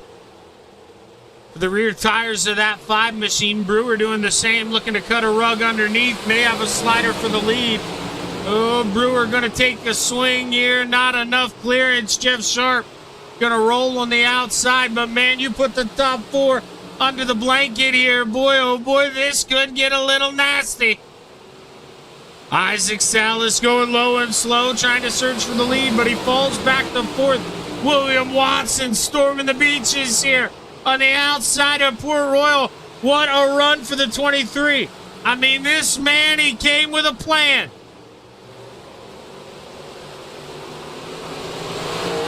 William absolutely sawing at that wheel, back and forth. Just trying to contain that thing right now, trapped in the box. Got the teammate underneath, 28 in front, 5 behind. Nowhere for the 23 to go. Cross flags in the air, halfway, 4 laps left to play. Here comes Dino. He brought the knife. He wants a slice of pie here. Can he come up and get involved in this action? Isaac Salas, here he goes, trying to take the tree down, swings the axe. William Watson says, man, you gave me an idea. Let's try this cut down off of 4. Gives him enough of a run here. Slide job for the lead. Jeff Sharp back to the middle. Boy, oh boy, here we go into 3. Jeff Sharp has to keep it down. Here comes another one. Isaac Salas incoming. William Watson to the lead. 2 laps to go. Mike Brewer trying to get a bite here of the 28 machine, but he's not close enough. As here goes Isaac Salas for the lead. Looking underneath, side by side, white flag waves. Half a mile left to play. Isaac Salas slides up across the 23, gets the lead, and I don't know if Williams going to be able to do anything. Through 3 and 4 for the final time. Isaac Salas sees the checkered flag wave, and he wins heat race number 1, followed by Watson, Sharp, Brewer. Flieger edges out Reynolds, Pomerleau, Klump, Roberts, and Vecchio.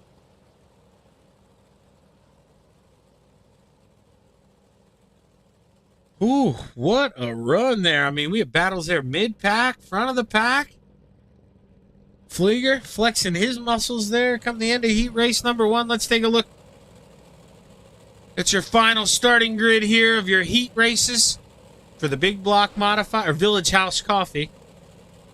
Big Block Modifieds, I should say. Rounding out the field, the 26 of Maverick Seidel. Row 4 to the outside, the 93 of Butters. Jason Butterfield to the inside, the 55. Brian Moore Sr.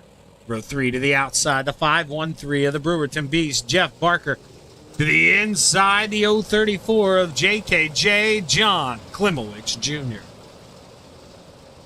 Row 2 to the high side, the 518 of 100 grand. Joseph Grandy to the inside, the 075 of the Philly Flyer. Trevor Giroux. Row 1 for your second and final heat race here at the Port Royal Speedway for your Village House Coffee Big Block Modifieds to the outside, the 213 of Michael Vitale, and starting on the pole, the 028 of the Moose. I did it again. I think we were calling Jacob Mossau the Moose, so we can't do that. We can't cheat. It's just such a cheese cheat. Anyways, the 028 of Joe Mossau. What of you guys are listening in the chat? Anybody teammates with the Mossows? Let me know, man. You know, I mean, if you both want called the Moose, obviously we'll do it. But I just, for some reason, you know, I got a feeling that probably ain't the correct way to lean here.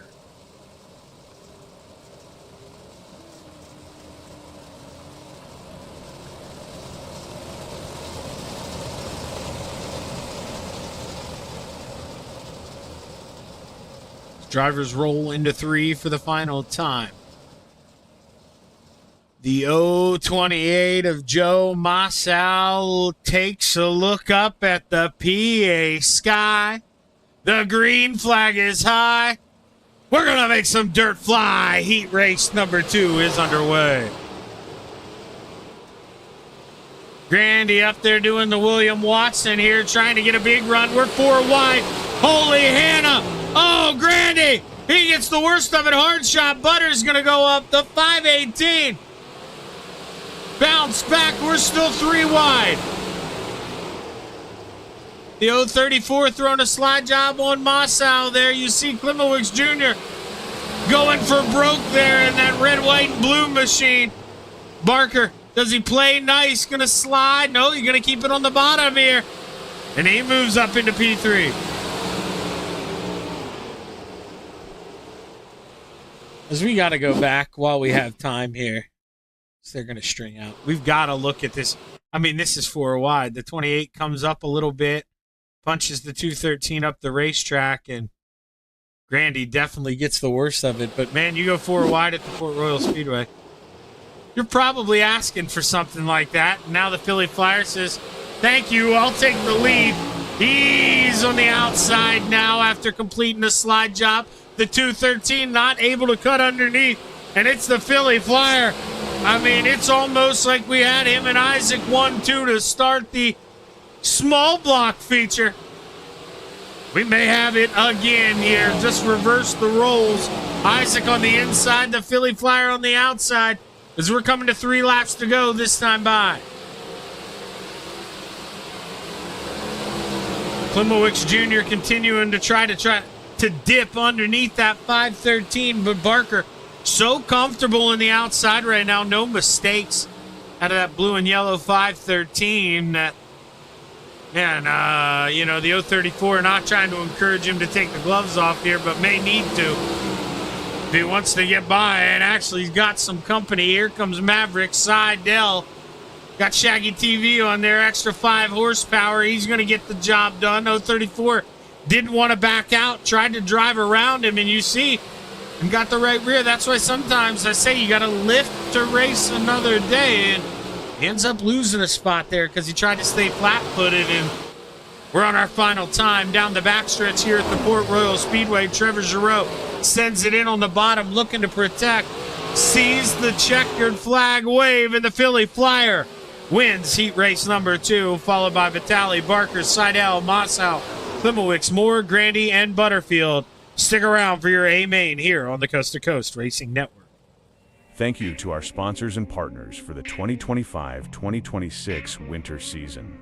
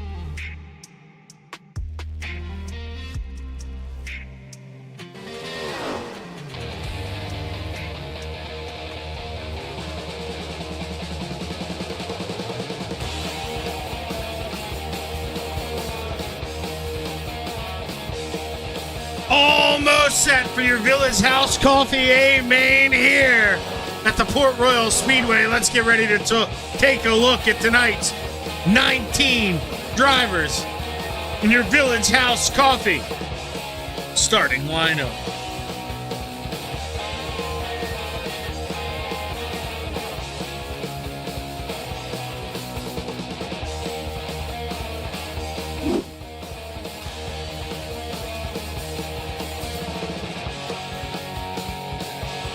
Rounding out the field to the inside of row 10, the 147 of Michael Vecchio. Row 9 to the high side, the 93 of Butters. Jason Butterfield to the inside, the 099 of Billy Roberts.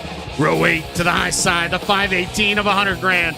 Joseph Grandy to the inside, the 35 of Harold Klump. Row 7 to the outside, the 55 of Mr. Wednesday Night. Brian Moore Sr. to the inside, the 397 of Alex Pomerleau. Row 6 to the high side, the 034 of JKJ John Klimowicz. To the inside, the 79 of Dean Reynolds. Row 5 to the outside, the 028 of Joe Mossow. To the inside, the 38 of Adam Flieger. Row 4 to the high side, the 26 of Maverick Seidel. To the inside, the 390 of Mike Brewer. Row 3 to the high side, the 513 of the Brewerton Beast, Jeff Barker. To the inside, the 28 of Jeff Sharp. Row 2 to the high side, the 213 of Michael Vitale to the inside, the 23 of Bart William Watson. And row 1 for your Village House Coffee. Big block modified A main at the Port Royal Speedway to the outside, the 075 of the Philly Flyer Trevor Giroux.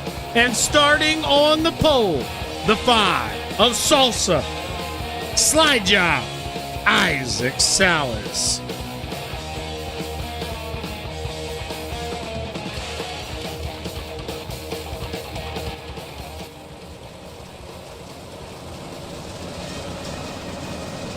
As we roll into turn 3 for the final time, the same duo who led the way for the majority of your small block modified feature set to lead the way here at the Port Royal Speedway once again. As you take a look to the PA sky, the green flag's high. Let's make some dirt fly. Your big block modified A main is underway. Trevor trying to pull a page there out of the Salas book. Get a big run on the outside, but it's just not up there yet. Isaac pulls away, milking the bottom here, going low and slow. But we are on for 4th, almost 4 wide. Mike Brewer trying to push it as low as he can go in that 390 machine. On the inside, 3 wide. Can he go up and shut the door? He's sure going to try. Forces his way in front of the 28. Looking for 1 more, maybe 2 more here.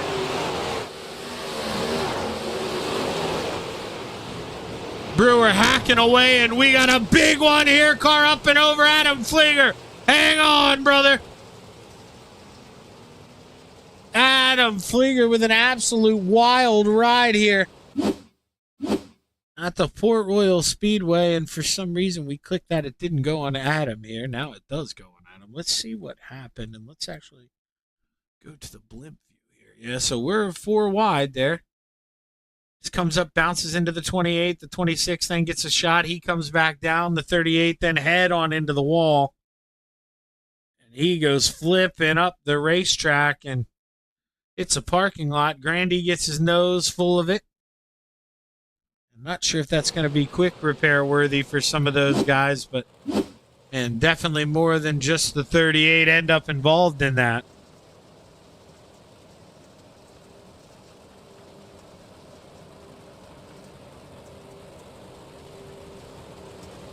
Is Isaac probably typing someone a message and or looking at something on the phone? Pulling to the inside, I have done that more than once or twice, so all been there.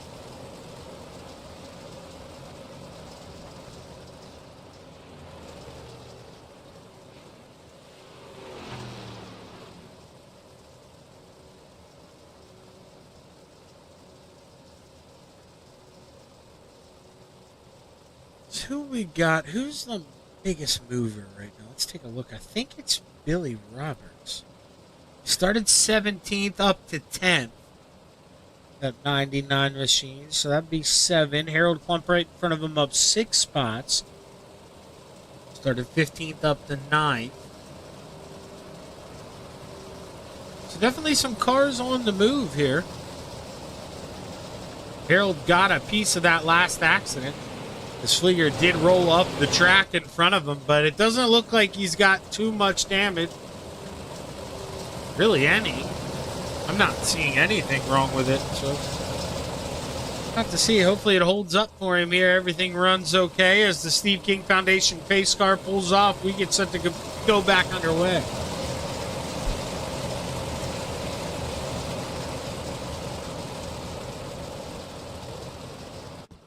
Isaac Salas rolls the bottom, chooses the inside here as you take a look at the PA sky.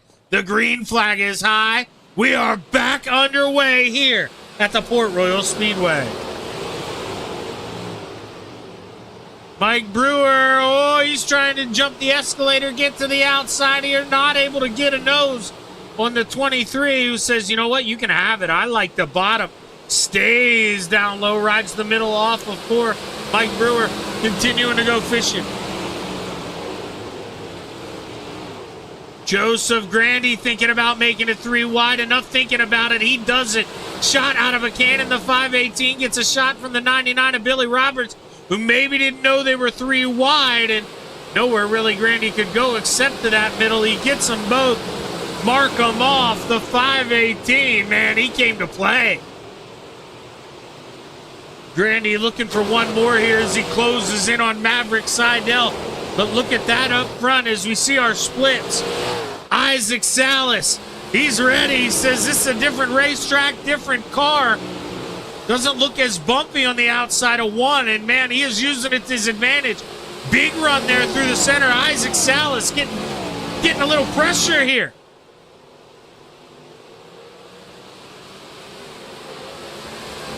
Trevor Giroux not close enough to do anything just yet here, so we continue to take a look back here. We got a battle between Billy Roberts and I believe Harold Klump. Billy on the inside, Harold on the outside, looking to shut the door. Harold didn't want to get on the binders. Brian Moore Sr. pays the price. Dino going to put him up and over. Nothing Dino could do. And Brian Moore Sr. teleports to pit road. We stay green.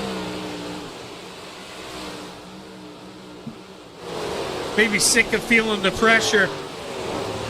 Was the 5 of Isaac Salas, extending that lead a little bit. Got her to half a second over the Philly Flyer, and Trevor Giroux. You got to think, man, he is going to be feeling it here soon, because I mentioned to you, William Watson, his teammate, that's what he's known for, man, is these modifieds, but I would say the big block modified in particular. The guy knows how to play in these things, and if William can get close enough to see you, I mean, you're in striking distance here. So William definitely not done getting guys, I would think, yet here as we're coming to the line this time. 19 laps to go. Spliger holding the bottom. He's going to be a lap car. Isaac Salas going around the outside, no problem. Adam just going to keep her down on the low side, staying out of the lead lap car's way. And that's what you want to do there when you're stuck in traffic. You don't really want to be a factor. Adam doing a good job of making sure not going to be one here is the 513 of Jeff Sharp here in the 028.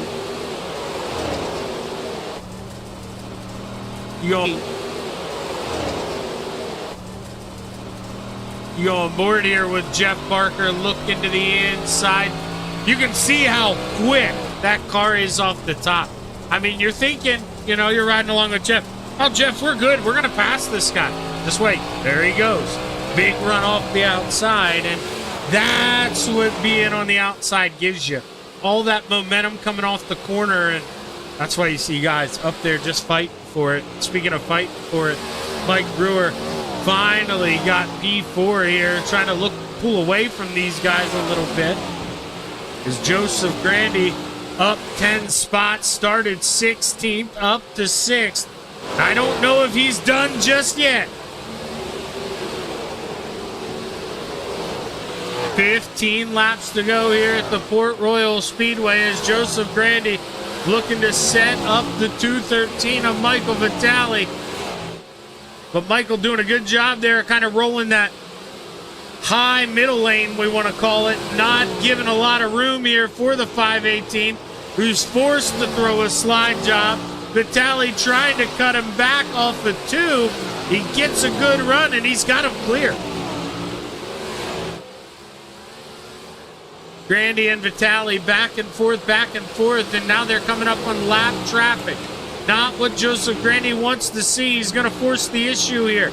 Go up high. Use the lap car now as a pick. Don't give him a lot of room. That's exactly what he does. Amen. That is, I mean, that's how you do it. Use that guy as a pick. Get around him. Make yourself clear. You continue to plow ahead. Trevor Giroux, you're wondering, oh, that guy, he's leading. No, he's not. This is the guy that's leading. Isaac Salas, that 3 seconds from the big blocks, he said, that sounds pretty good. I'm going to try to get right back to that. He's 2.6, we'll call it 2.5 seconds up the road. I mean, Isaac Salas Port Royal, I mean, this may be his sandbox. Unbelievable the exhibition the 5 is putting on here in Pennsylvania. Side-by-side racing once again behind Mike Brewer, Joseph Grandy, and the 213 of Michael Vitale. Vitale not going away. Remember, Grandy kind of had to set him up using a lap car. I mean, Vitale's quick, but may just not be quick enough to get around, excuse me, as he's got to do it on the inside. Him and Grandy both on the slip and slide, coming off of 4, bobbing and weaving. Maverick Seidel going to lose a spot there to the 99 of Billy Roberts. Dean Reynolds trying to reel them both in that 79 machine. I know he's got to be feeling it with that sore leg. Lots and lots of green flag laps here in your big block modified.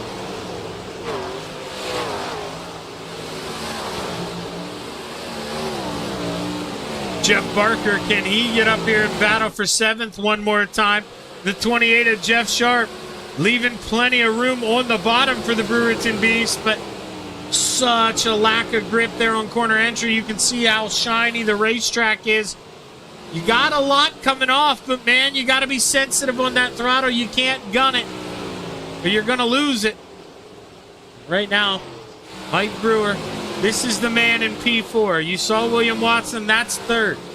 The podium locked down if this thing stays green. Still a somewhat war here for the final position inside the top 5.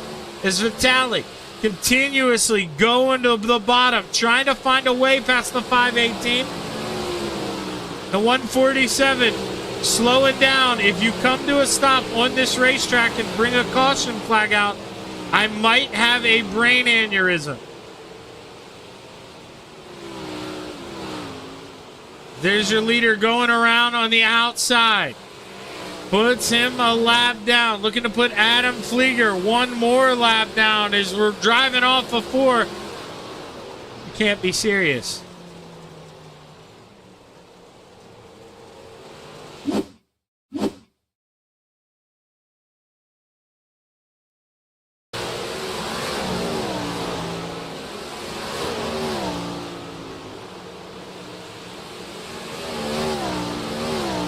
I like my job, so I'm just gonna... It's crazy, though, that I could call that I knew that was coming, and I shouldn't be able to do that, so... Maybe just some, what do they say, food for thought there, if you go back and watch this, but hey, it spoils a huge lead from Isaac Salas, who was absolutely gone, looking to go back-to-back here, and we'll rack them up one more time.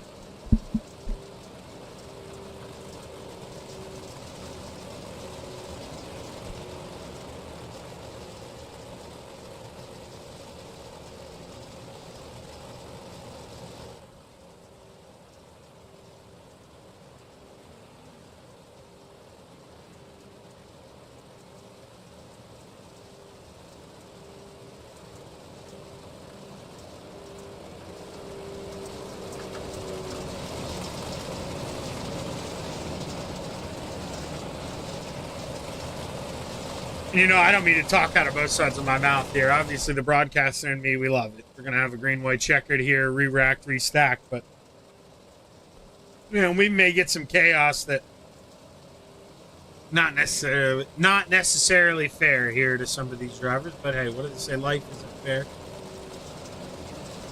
Got to be ready for it when you're racing, and the yellow laundry back out there, so... Gonna get ready to go here one more time. I say should be a green-white checkered here. So Isaac blinking a little bit here under these cautions. Did in the small blocks as well. As long as it's not under green, that's not going to be a problem there for the North Dakota native. As you take a look up to that PA sky, the green flag is high. We've got 2 laps left to play at the Port Royal Speedway. I told you 2. It's actually 3 there, apparently. 3 laps to go. So not even the first green-white checkered attempt here as Isaac Salas gets in the outside wall. We got a battle there for fourth. Joseph Grandy looking around the outside of Brewer. He takes P4, the 518. Does he have time to get any more? 1 mile left here in the dirt at the Port Royal Speedway. Trevor Giroux so close he can taste this thing. Looking to the inside. Does he think about a slide job as the white flag waves? Isaac Salas goes down, protects the bottom, comes up, gives it a little wall tap. Gets a good run off of 2, and that may be all he needs. Isaac Salas, he had some company this time. But man, that's all it is he's going back to back. He wins your Village House Coffee. Amen here at the Port Royal Speedway, the Philly Flyer P2. And William Watson able to hold on for P3. What a drive there. A Salsa back-to-back and an FTM 2-3.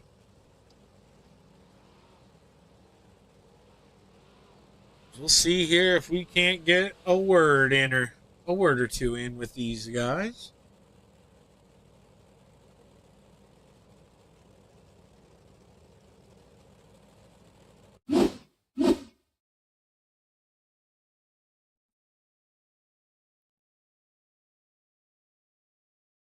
Oh, and actually, whoops, I forgot. I can still do this from this screen, I think. Can I? Yes, okay. Forgot to do this. Always, Dino gives me crap. I forget to do this too much. Go give you your full rundown of the field. You know your top three. Grandy fourth. Brewer, Vitale, Sharp, Barker, Roberts, and Dino rounds out the top 10. Kumulix Jr., Harold Klump, Maverick Seidel, Joe Mossow, Adam Flieger, Michael Vecchio, Alex Pomerleau, Brian Moore Sr., and last but not least, Jason Butterfield rounds out the field.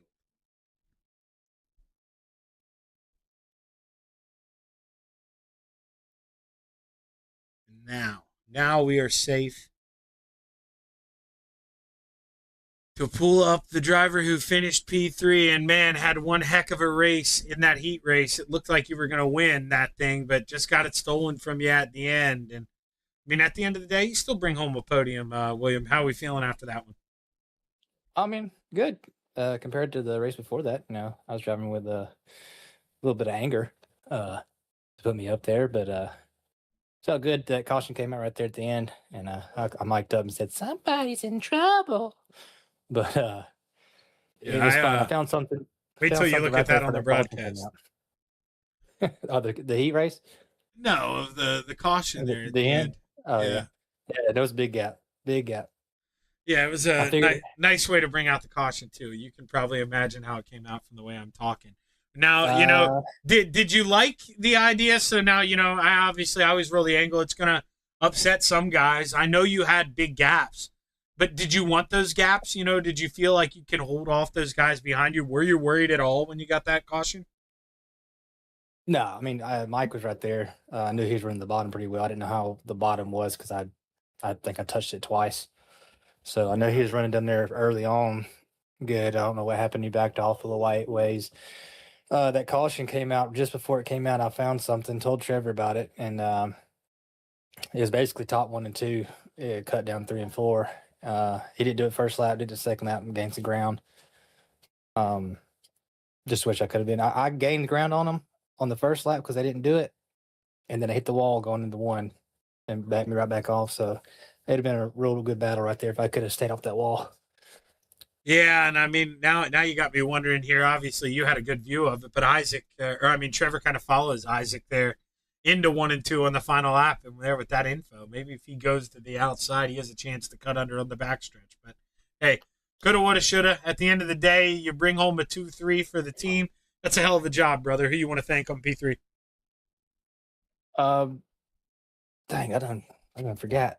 Swan Speed Shop, Expert Installation. Yeah, I ain't been up here so long. I don't forget. I'm staring at the side of your car. I'm cheating. Team-based FGM, Vortex Graphics, Dean, Dirt Car Series, Dupro Performance. The people who sponsored the big box this this Village season. House Coffee. Village House Coffee, Yeah, Chris Alvey that was it. picked up the sponsorship. I appreciate that, and yeah, just you for broadcasting coast to coast, but gives us a place to race. All right, well, tell him to keep a spot for me. I'm gonna come run some late models. Good luck over there. All right. William Watson bringing home P3, and now we're gonna bring up the man who. Oh man, this time, I know you were salivating. That was a coulda, woulda, shoulda deal, and man, you were so close. And I gotta ask you now because William said he told you, and you made up a little bit of time on him on that final restart. Now, obviously, you got to try to go for it, but he shuts the door on you there, 1 and 2, as the white flag waves. If you could turn back the clock, you think you maybe go to the outside of 1 and 2? Could we have tried something down the backstretch, or was he just too good? I mean, he was definitely too good. I mean, better than me. There was no way I was getting by him unless it was a miracle. But yeah, probably would have tried 1 and 2 there at the white flag. But I knew he was gonna shut the door in 3 and 4. I mean, who wouldn't, right? So I I was just talking to Isaac, telling him the same thing. I said I would just wanted to send it in and get on the binders and run the bottom and see if there was anything there because it was working good in the heat, and I don't think anyone was gonna tear it up too bad during the feature. So I was hoping there was a little bit of grip there, and then I slid up and spun the tires, so he got on the gas before me, and it was just, yeah, dude, it was a fun race. But if I had to go back and do it all over again, probably would have switched up one little thing. I don't know, man. It's tough to say. I mean, it's Isaac, dude. He's the GOAT. So I mean, it'd be tough to beat him either way. So, but it was a good race. I was just telling him I didn't want to run that slider line he was running 1 and 2 too much because in case there was a late race caution, I wanted to have some tires, and sure shit, that's what happened. So it was fun, man. It was I tried like hell to get him at the end, and hopefully made for a good finish there. Yeah, and obviously, I mean, I can kind of hear it in your voice, and we know Isaac's good at these things. You maybe caught yourself by surprise a little bit how much you had left in the tank there at the end. That being said, were you worried though prior to that? Because he was out there so far up front that you're virtually locked into P2. Were you worried that maybe this tightening up gives William a chance to go at you, or did you feel confident you could hold him off? Oh no, definitely worried. Like as soon as the caution came out, I was excited because I'm right there with Isaac again. Then you look in your mirror and there's Bart, so it's kind of a mixed feelings type of thing. And Bart obviously knows his stuff. He's really fast, so it's kind of one of those things where I'm obviously focused on Isaac, trying to get Isaac, but you also got to make sure you're still hitting your marks and doing the right things and not let the guy behind you get by you, especially Bart of all people. So, yeah, it's just man, it was a fun race, dude. It was that was some fun. I done a good show at the end there for the broadcast, and hung with him there for a bit at the start, and then he gets out to his big gap, and then right back at the end there. So that was fun. I'm not gonna hang my head on a second. That was some fun, man. No, especially, man, because let's be honest, first one he had it, but this one, man, you had him sweating, brother. That was a good finish, good hard run, and an FTM 2-3. Good job for the boys. You got anybody you want to thank on this one? Yeah, I mean, like you said, Shaggy, just had him sweating there, and then that's I'm proud of that. He's one of the best, and I want to be one of the best. So to hang with him, it's pretty cool. But just all the guys at FTM, and pretty good night for the boys. It's not over yet too. We'll go and see what we could do in the pro lates here, and all the presenting sponsors, everyone who makes this stuff possible behind the scenes at Coast to Coast. You, Shaggy, for the broadcast, Expert Installation, Dean Reynolds with the Super Dirt Car Series, RSN Trackside, Big Tim Race Wraps, everyone on my car, man. It wouldn't be possible without all these sponsors. So I appreciate each and every one of you. Well, hey, good luck out there in the pro late models, and be nice to me. No promises, brother. Philly Flyer brings home P2. And now we're going to bring up the man who goes back-to-back here at the Port Royal Speedway. Boy, oh boy, phantom caution flag comes out because maybe someone didn't pull into the pit road. They stopped right beside the opening. And, thanks, NASCAR. Yeah, you had to pick up the slack here at the end, and I'm telling you, I know you don't really run with that mirror, but dude, he was all over you there come towards the end. I mean, were you feeling the pressure? Yeah, man, I can hear him, for God's sake. And the funny part is like every once in a while, I think I can hear him, but like it's actually myself. I'm like, oh, okay, that was just myself. And then like I was running and I was like, oh, it's probably me. And I like looked down because I still run a relative, but I like looked down. I'm like, oh my God, he's on me. I was, oh gosh, I need to go, dude. And then I decided to hit the wall, and he about got me, to be honest with you. That's what I was going to say. So, when you kind of, you're paying attention, you obviously got to adjust and try to find something else. So you go to the bottom and, you'll see on the replay, he kind of tags the wall too when you do. But, man, it just shows how difficult is it. I mean, you get yourself in a rhythm, you're constant, you're humming on the outside. And, I mean, one difference, one change, and it can really throw that car off your rhythm. And, man, you could see you guys really fighting it at the end. Yeah, no, I agree with you 100%. For me personally, I thought I felt great on that green flag run. Like, you kind of, like you said, you hit your marks, you're right on the money, you're doing good. And 3 seconds again. Oh gosh, I know. I was trying to make it 4 for you, to be honest with you. And it's just like you get into that moment where it's like, all right, what was I doing before? And then you start overthinking, and it's like, all right, well, I got to do this to first off just maintain a lead out of the corner, and then try to go and execute. And I mean, that's kind of all you really can do at that point. You got to like kind of come back down from all that and just go run some good laps again. And yeah, like you said though, I mean, he was right there. I really love Trevor, and it's always fun to race with him. And I feel like I taught him too much, to be honest with you, because he's like kind of a pain now, but I'm happy. I was thrilled. Yeah, man, especially, when you still get the best team at the end, so it's that much sweeter. Hell of a job, brother. Congrats. Back-to-back here at Port Royal. It's some of the smaller tracks you can get into a rhythm. It's a little easier, but, man, this thing, you're hammered down most of the time. It's so easy to make a mistake, and to go back-to-back here, man, that's impressive. Hell of a job. You got anybody you want to thank on the win? Yeah, man, I appreciate it. Like I said earlier, and I'll reiterate it every single time, but the boys over at Venom Racing, even if we're not doing too hot, we're still having a blast, man, more than anything, so I'd rather go through that. But yeah, other than that, Mr. Dean and Super Dirt Car Series, Magnum Race Designs, JRB Designs for that beautiful scheme, RSN Trackside, Mission 22, Top Notch Trucking, Shaggy TV with you, sir. Regency Home Inspections. I need to write this shit down, man. Sorry. But yeah, other than that. No, we're allowed to do that now, I think. Oh, perfect. Yeah, exactly. But yeah, I need to write this down so I can get better at this. I try to name them all off in the same category or in the same way every time. Yeah, Mom, Dad, Gramps for watching, Miss Kelser for letting me do all this. Been racing a lot lately. Yeah.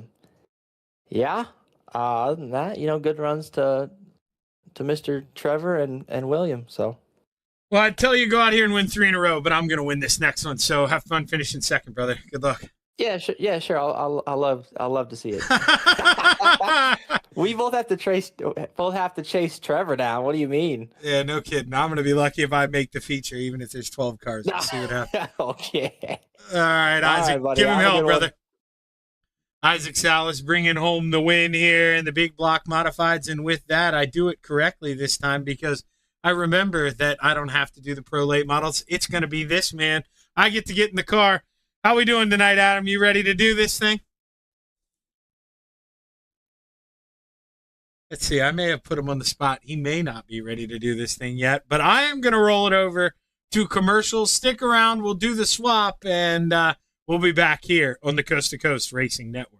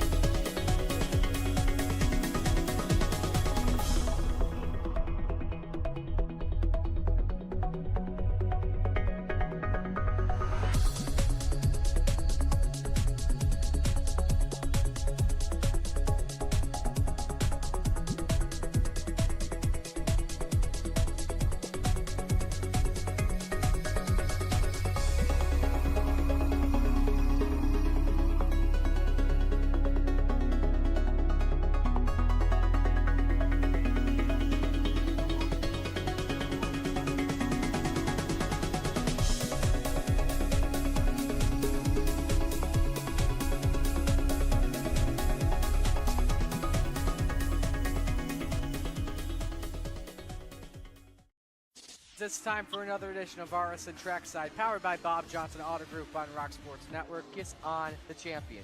Trying to be a bit of a hiatus, so let's get. Tonight when we talked about it.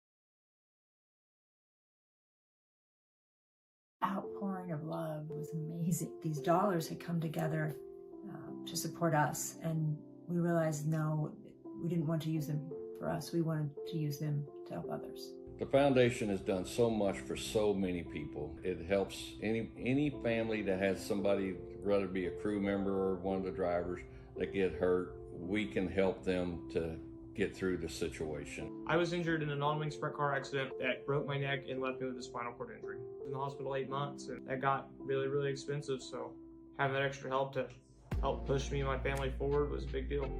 I was involved in a pretty gnarly sprint car crash, found out my brain was swelling and bleeding. Pelvic bone was broken, I had 2 cracked vertebrae on my back, and I was in the ICU a little over a week. The Steve King Foundation reached out to my parents. We received a donation from them. Immediately they started me on what's called neurofeedback, and insurance did not cover the neurofeedback appointments. So we received another donation from the Steve King Foundation. It really helped a lot, and I just want to say thank you. Thank you from the bottom of my heart to the Steve King Foundation for everything that they have done for me. This last Sunday, I got to turn laps in my modified here. That was my first laps back in a race car since the accident, and I truly believe that if it wasn't for the Steve King Foundation, I wouldn't be able to do that or be where I'm at today. Yes, Steve's death is the reason the foundation exists, but it's Steve's life, and it's the lives of racers everywhere, is the reason we're able to do the work we do.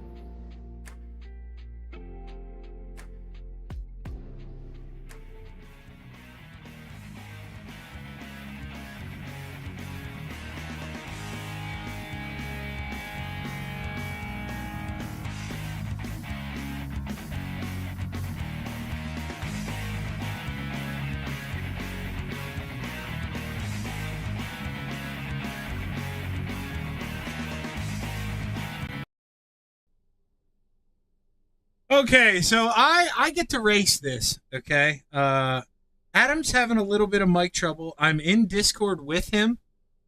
So, let's see, is that going to work? I got to refresh here. So I had it off. But you're going to get to watch me qualify, see how not to qualify. And then we'll click it over to the person broadcasting. If I have to do it, I guess I'll do it. Not that worried about it, but you will see me on the screen as a driver because I registered to race. So we'll see what happens here. I gotta reload that. Okay, it's up and running, so we're going to go ahead and roll with this. And you see I've got the driver chat on. I told him, hey, no cursing here tonight. You know, we got to behave. Oh, there we go. I think I hear Adam now. Yeah. Hey, Adam, we got you now. We got you. You ready to swap this thing over? You don't have to run a commercial because we're getting ready to race. Whenever you want to roll it over.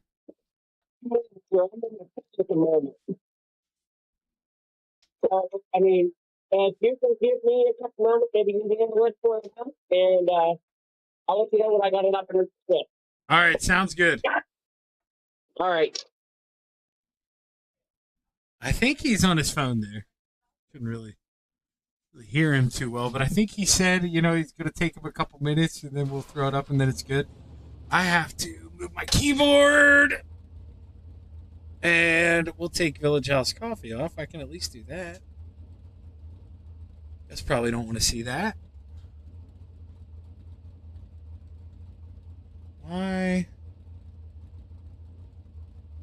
would we not here? You guys can't see an overlay either. Why?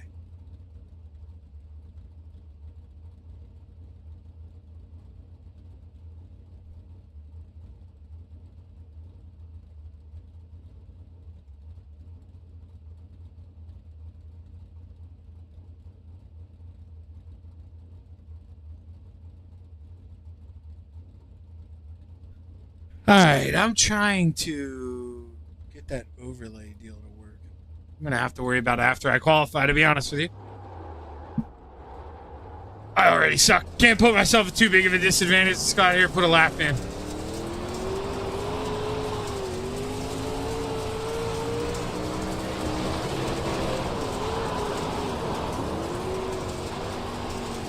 Sitting too high in this car. I'm looking, I got to angle it more down. I haven't driven the late model yet since I kind of tweaked my settings a little bit.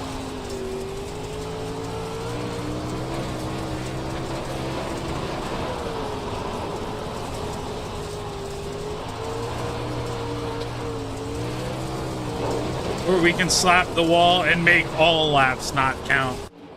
Oh, that's crazy. God, I'm so good. It's unbelievable. Alright. I wonder if that paused me. Trying to bring back up my software here real quick so you can at least look at a leaderboard while I'm racing here. Don't want it on my screen. You guys may want it.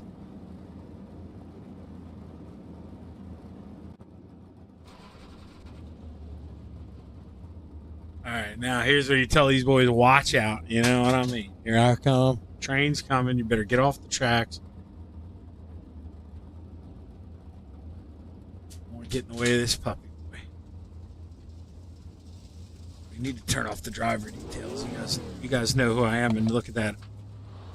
Joe's probably like, what's this idiot doing? Well, I forgot. This idiot forgot the shift. You know? Not my fault. Just want to start it in neutral. Give me a gear. Start it in gear.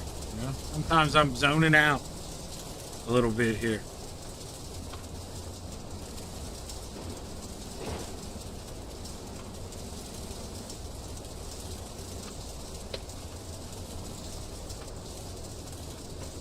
Now, once again, if we hear Adam chime in mid-race, you know, there's no way I can get that thing over to the go live button and end the stream. So I'll try to answer him, but Discord is on a push-to-talk thing for me now.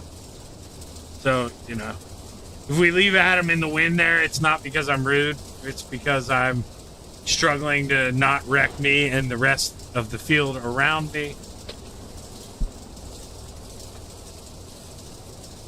All right, guys, we're going 8 laps. There you go. You never get to hear any of this. This is insider stuff. I mean, Jeff Barker telling everyone to have fun, you know. Hello? What's up, Adam? Not a whole lot. I'm loading in as we speak. All right, well, I'm streaming Heat Race number 1. I'm about to drop the green flag, so we can do the switch in between heat races if you're ready. But I'm racing. 10-4.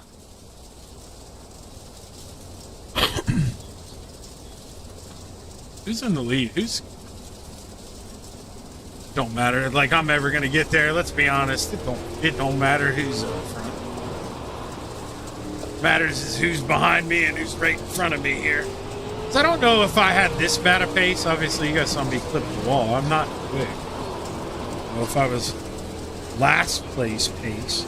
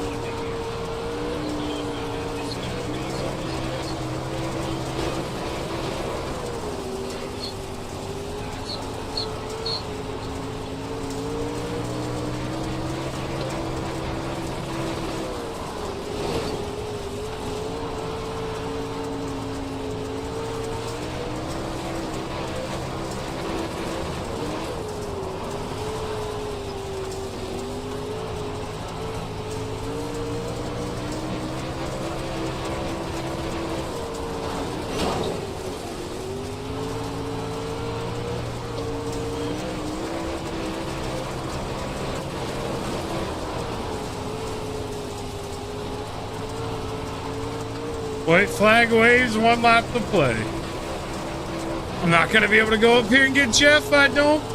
No way. I might not even be able to hold off Pat. He got a heck of a run there on the bottom of 1 and 2. That was a good run by the librarian there.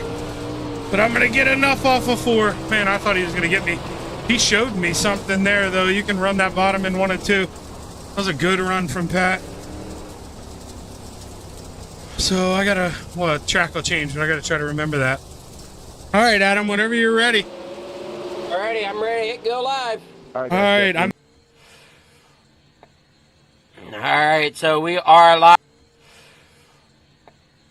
All right, so we are live here from the Speedway. Come on now, give me. Where is that now? Why is that not coming up?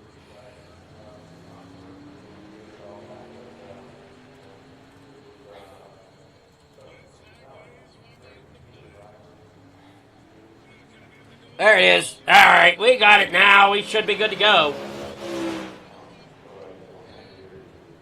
We're watching them here in warm-ups.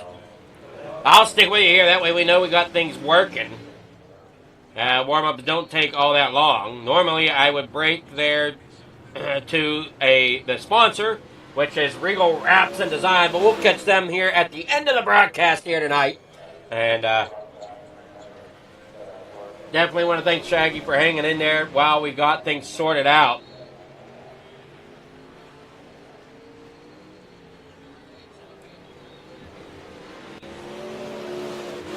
Pretty good switch over there. So great job again. Thank you there from Shaggy as we got it running. And we got just a few moments left here in warm-ups to go. Minute 22 it looks like.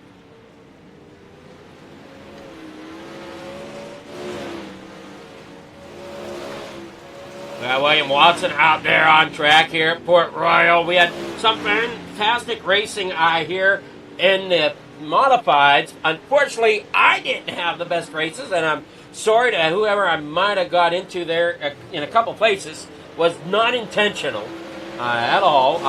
The one spot I know I had to get on the brakes very hard. Otherwise, I was going to rear end the guy in front of me, so I ended up a little loose coming out of the corner and lost a bunch of momentum.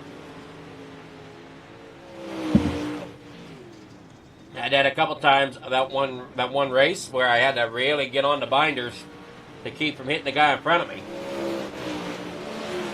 But here tonight we got the Pro Late models here from Regal Wraps and Designs. And unfortunately, I don't think Chapman was able to get his paint up and running yet. Not yet. So hopefully next week, Regal Wraps and Designs has brought him the Regal Reaper Scooby-Doo machine. And can't wait to see how that looks out there on track when he brings it to you.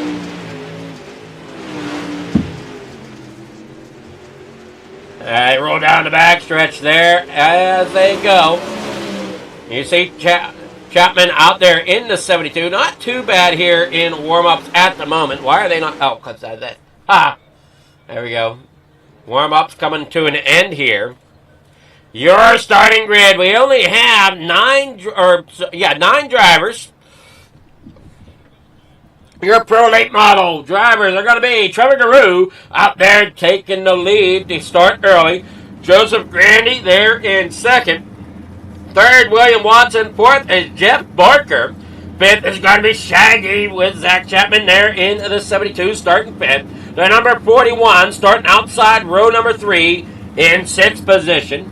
Joe Marcel in the 028. He's starting there in 7th as Jeff Sharp is there in position 8. And then you got Maverick Seidel there in 9th. Alright, here we go. Heading out here to get some racing action underway. Now you see that 518 up there outside pole on the outside of the racetrack there in row 1. That's of Joseph Grandy. The 75 of Trevor Garou down there on the pole.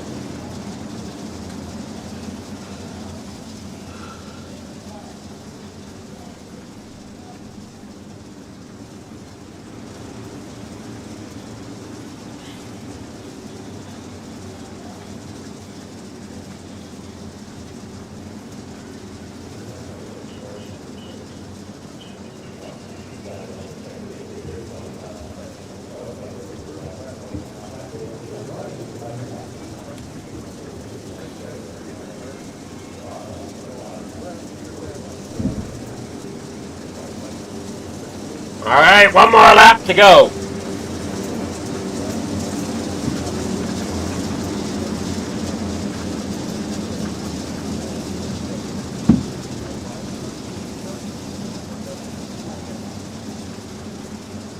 Hey, watch him coming out of turn number 2, down that back straightaway.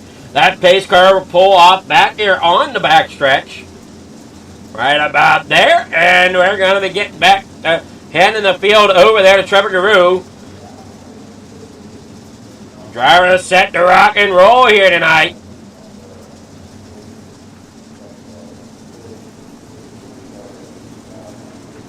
Off of turn 4 they come. Waiting on that flag to drop. Green flag in the air. Trevor Garou and Joseph Grandy down and away as Grandy's up here on the high side through turn number 1. Side by side. That high line has been the place to be here tonight at Fort Royal. They head down that back straightaway. See the run that Grandy got, but now he's into that outside wall. As you watch him come off the middle there. Watson, what a run by him as he's working now on the underside of Grandy as they work there out of the corner. And down that back straightaway, Seidel is out, so we're down to 8 drivers here. They roll out of corner number 4, down that front straightaway once again. Now Seidel is there.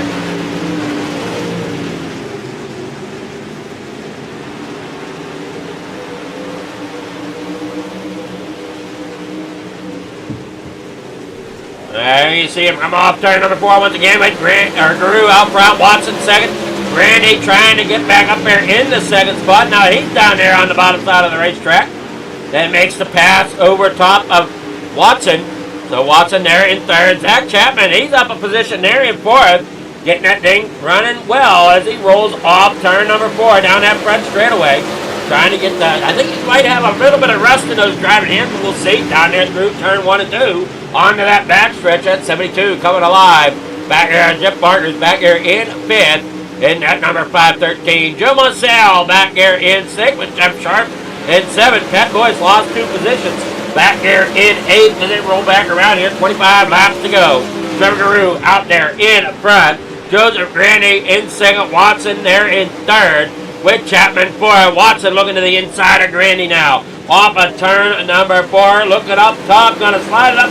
Got to keep it up that outside wall. Does not. Yep.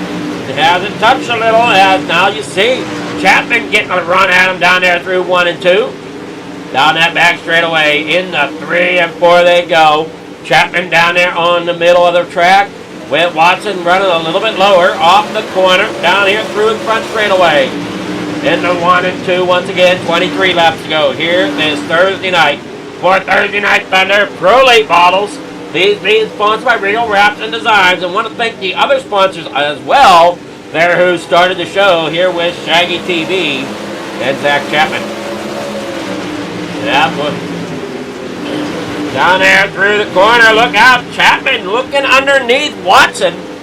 Getting a run there right now as Watson's up there up top.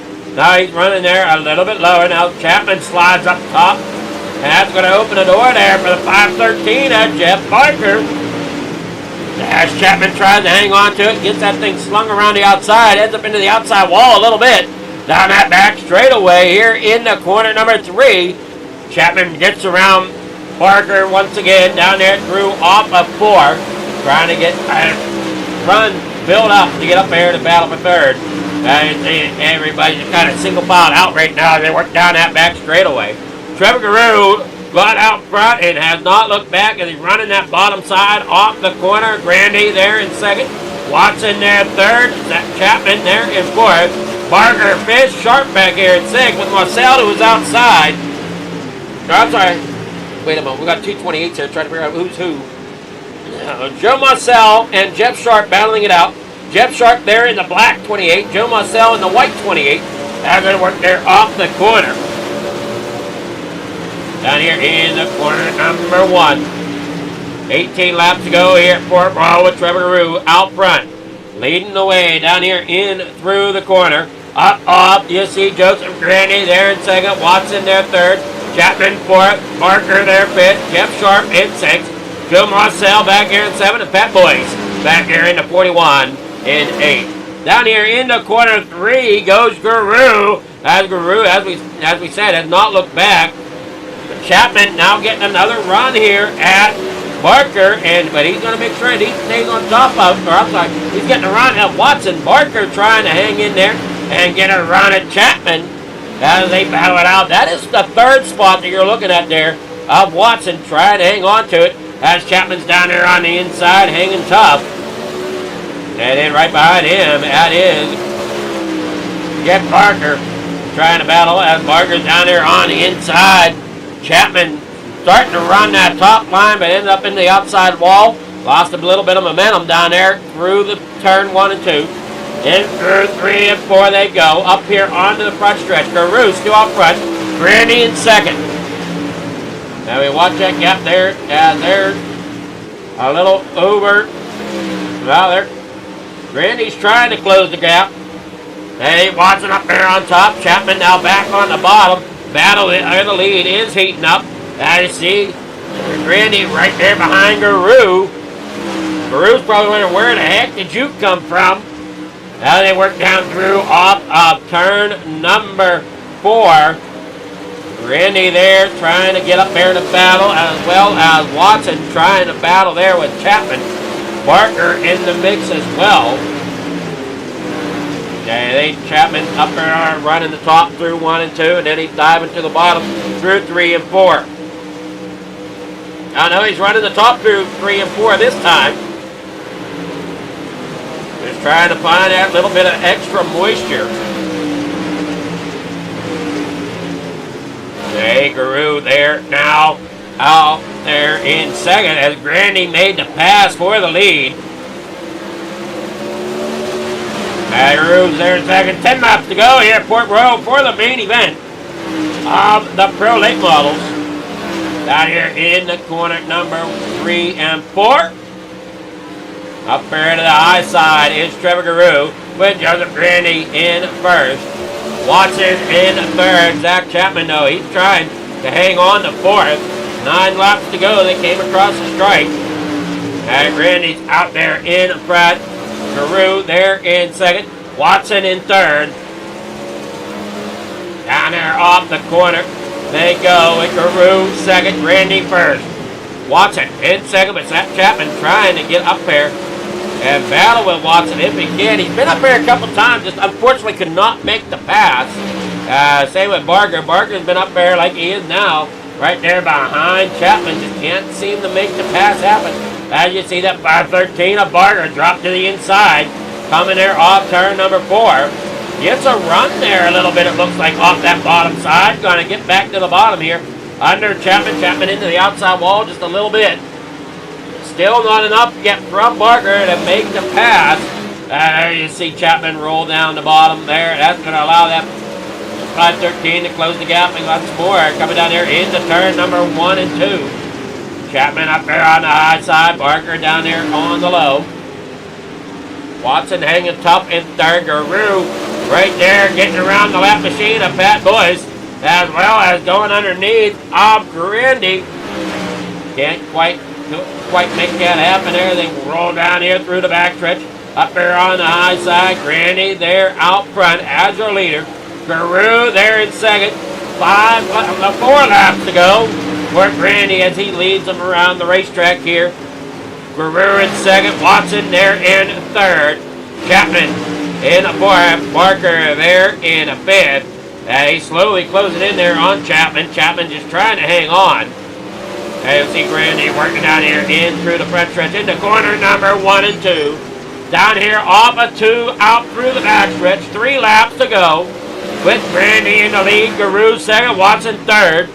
And if everybody's enjoying what they're watching, go ahead and look into Coast to Coast, as the more the merrier that we can get in here for these Pro Late models, the better. They are an exciting car to run. Zach Chapman, oh man, he's got a tape there. Barker's to the inside. Barker's going to get credit with fourth for that lap. Chapman rolls around back on the outside. Barker's going to have to pull back in behind. Chapman there on the outside once again. Here comes Barker on the inside. Gonna try to dig it deep and come off. Can't quite make it done. Final lap for Joseph Grandy coming there through turn 3 and 4. Guru there through second. Watson there in third. Zach Chapman out there in fifth. But here we go. Fourth. Joseph Grandy getting the win here at Port Royal in your Pro Late models. Driving at number 518 here tonight. Joseph Grandy, your winner.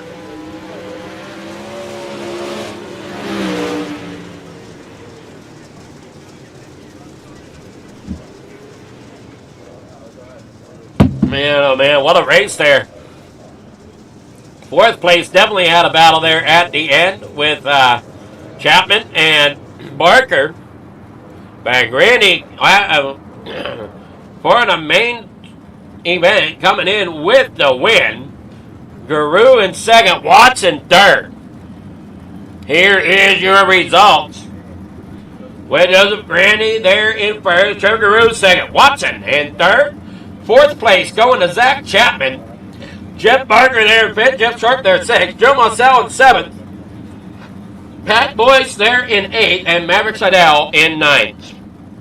All right, here we go. Getting ready for the interviews.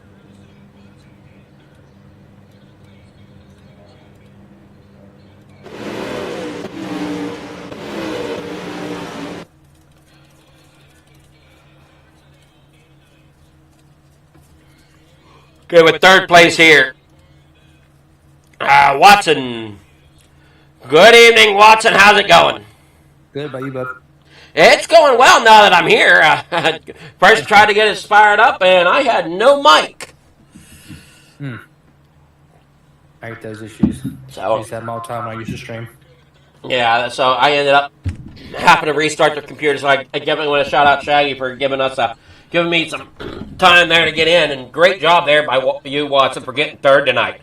Looked like you guys had a lot of fun out there in Port Royal.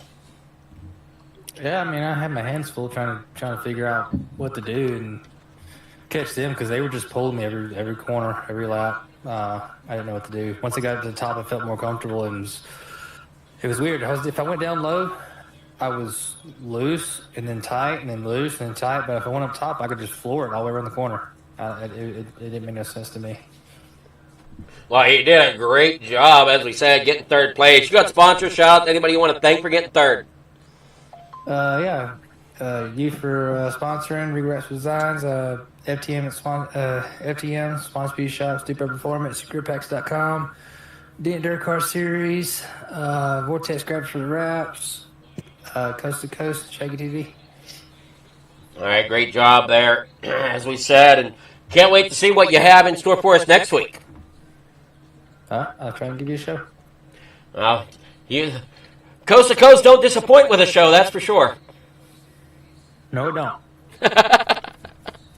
All right, good luck. All right, appreciate it. All right, that was William Watson. Now we'll get with Trevor Guru. Good evening there, Guru. How's it going? Good, you? It's going well now that I'm here, but, I mean, that's beside the point. Great job by you. I know you started out there on pole, but unfortunately, Grandy ended up getting around you and out to the lead. Yeah, man, he's just better. He's faster. Much more skilled than I am, in my opinion, and he was just better at running the top, and that's all it takes, really, especially at a track like this. It was just started off at the bottom there, and I got out to a 1.5 second lead there, and then once it got to the top there, Grandy's just way faster up there, and yeah, he ran me down and passed me, and you know, that was that. But we'll definitely take second, and you know, good points tonight. Just trying to be there on week 12 or whenever the last week is, and you know, try and win the championship. So you know, podiums are good too. That is true. As this is week 4, I believe, if I'm making my weeks count correctly, and yeah, we definitely had a great night here at Port Royal. So we'll see how it goes going towards that week 12 championship, as you said. You got any sponsors? Shout out to anybody you want to thank? Yeah, just all the guys at FTM. Give a huge shout out to Grandy. Just great race. Great driving by him. Shout out to my teammate Bart there on 3rd place. And everyone behind the scenes at Coast to Coast, you, Fleeter, for sponsoring this stuff and broadcasting for us. We appreciate it. And Dean Reynolds with the Super Dirt Car Series. Big Tim Race Wraps. Expert Installation, Artisan Trackside, GripPack.com, Swan Speed Shop. Just everybody who sponsors my race cars. Appreciate every single one of you. Thank you. All right. Well, great job, and good luck as the season progresses. Thank you, sir. All right. Now we'll get with our winner, Joseph Grandy. Good evening there, Grandy. How's it going? Hey, what's going on? No, not a whole lot, man. That 518 looks pretty sharp up there in Victory Lane tonight. Yeah, I felt it all night for the most part. I knew I would catch them once it went up to the top. Well, you did a great job, as we said. You definitely had that thing hooked up there on that top rail, and even Guru said you seem to have a knack for finding out a little better than what he does. Yeah, it's just more experience in these things. Late models are probably now what I drive the most of. I just, you know, you can drive these cars, you know, a little harder than you can everything else.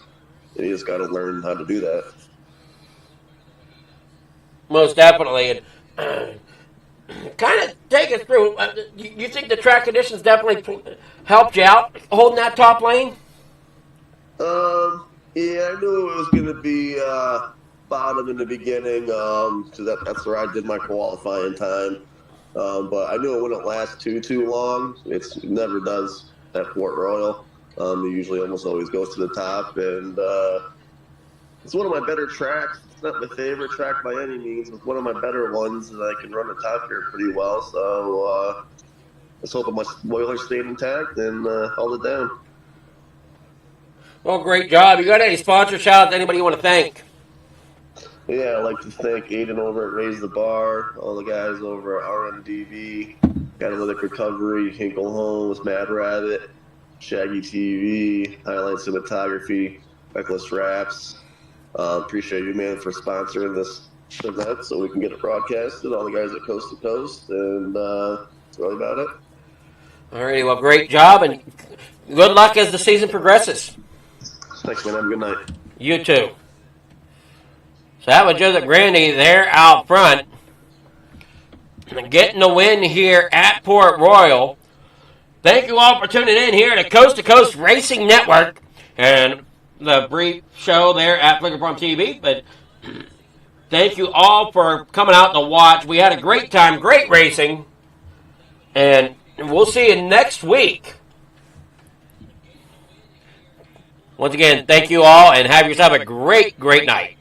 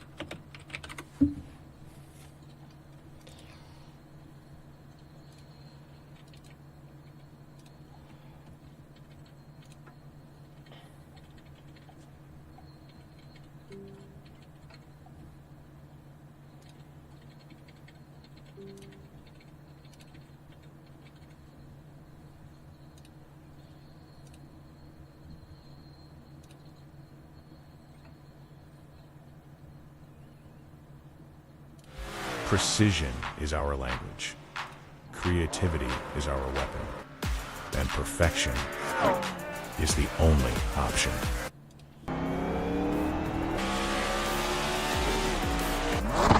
Your ride, your brand, your image, elevated to a level that can't be ignored.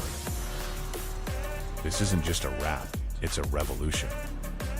Regal Wraps and Designs, where power meets style, and style becomes unforgettable. At Regal Wraps and Designs, we don't follow trends, we set them. Every line, every finish, every detail is built to dominate.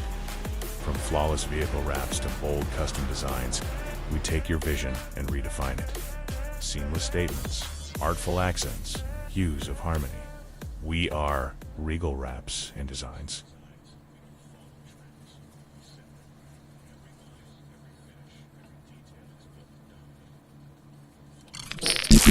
Thank you.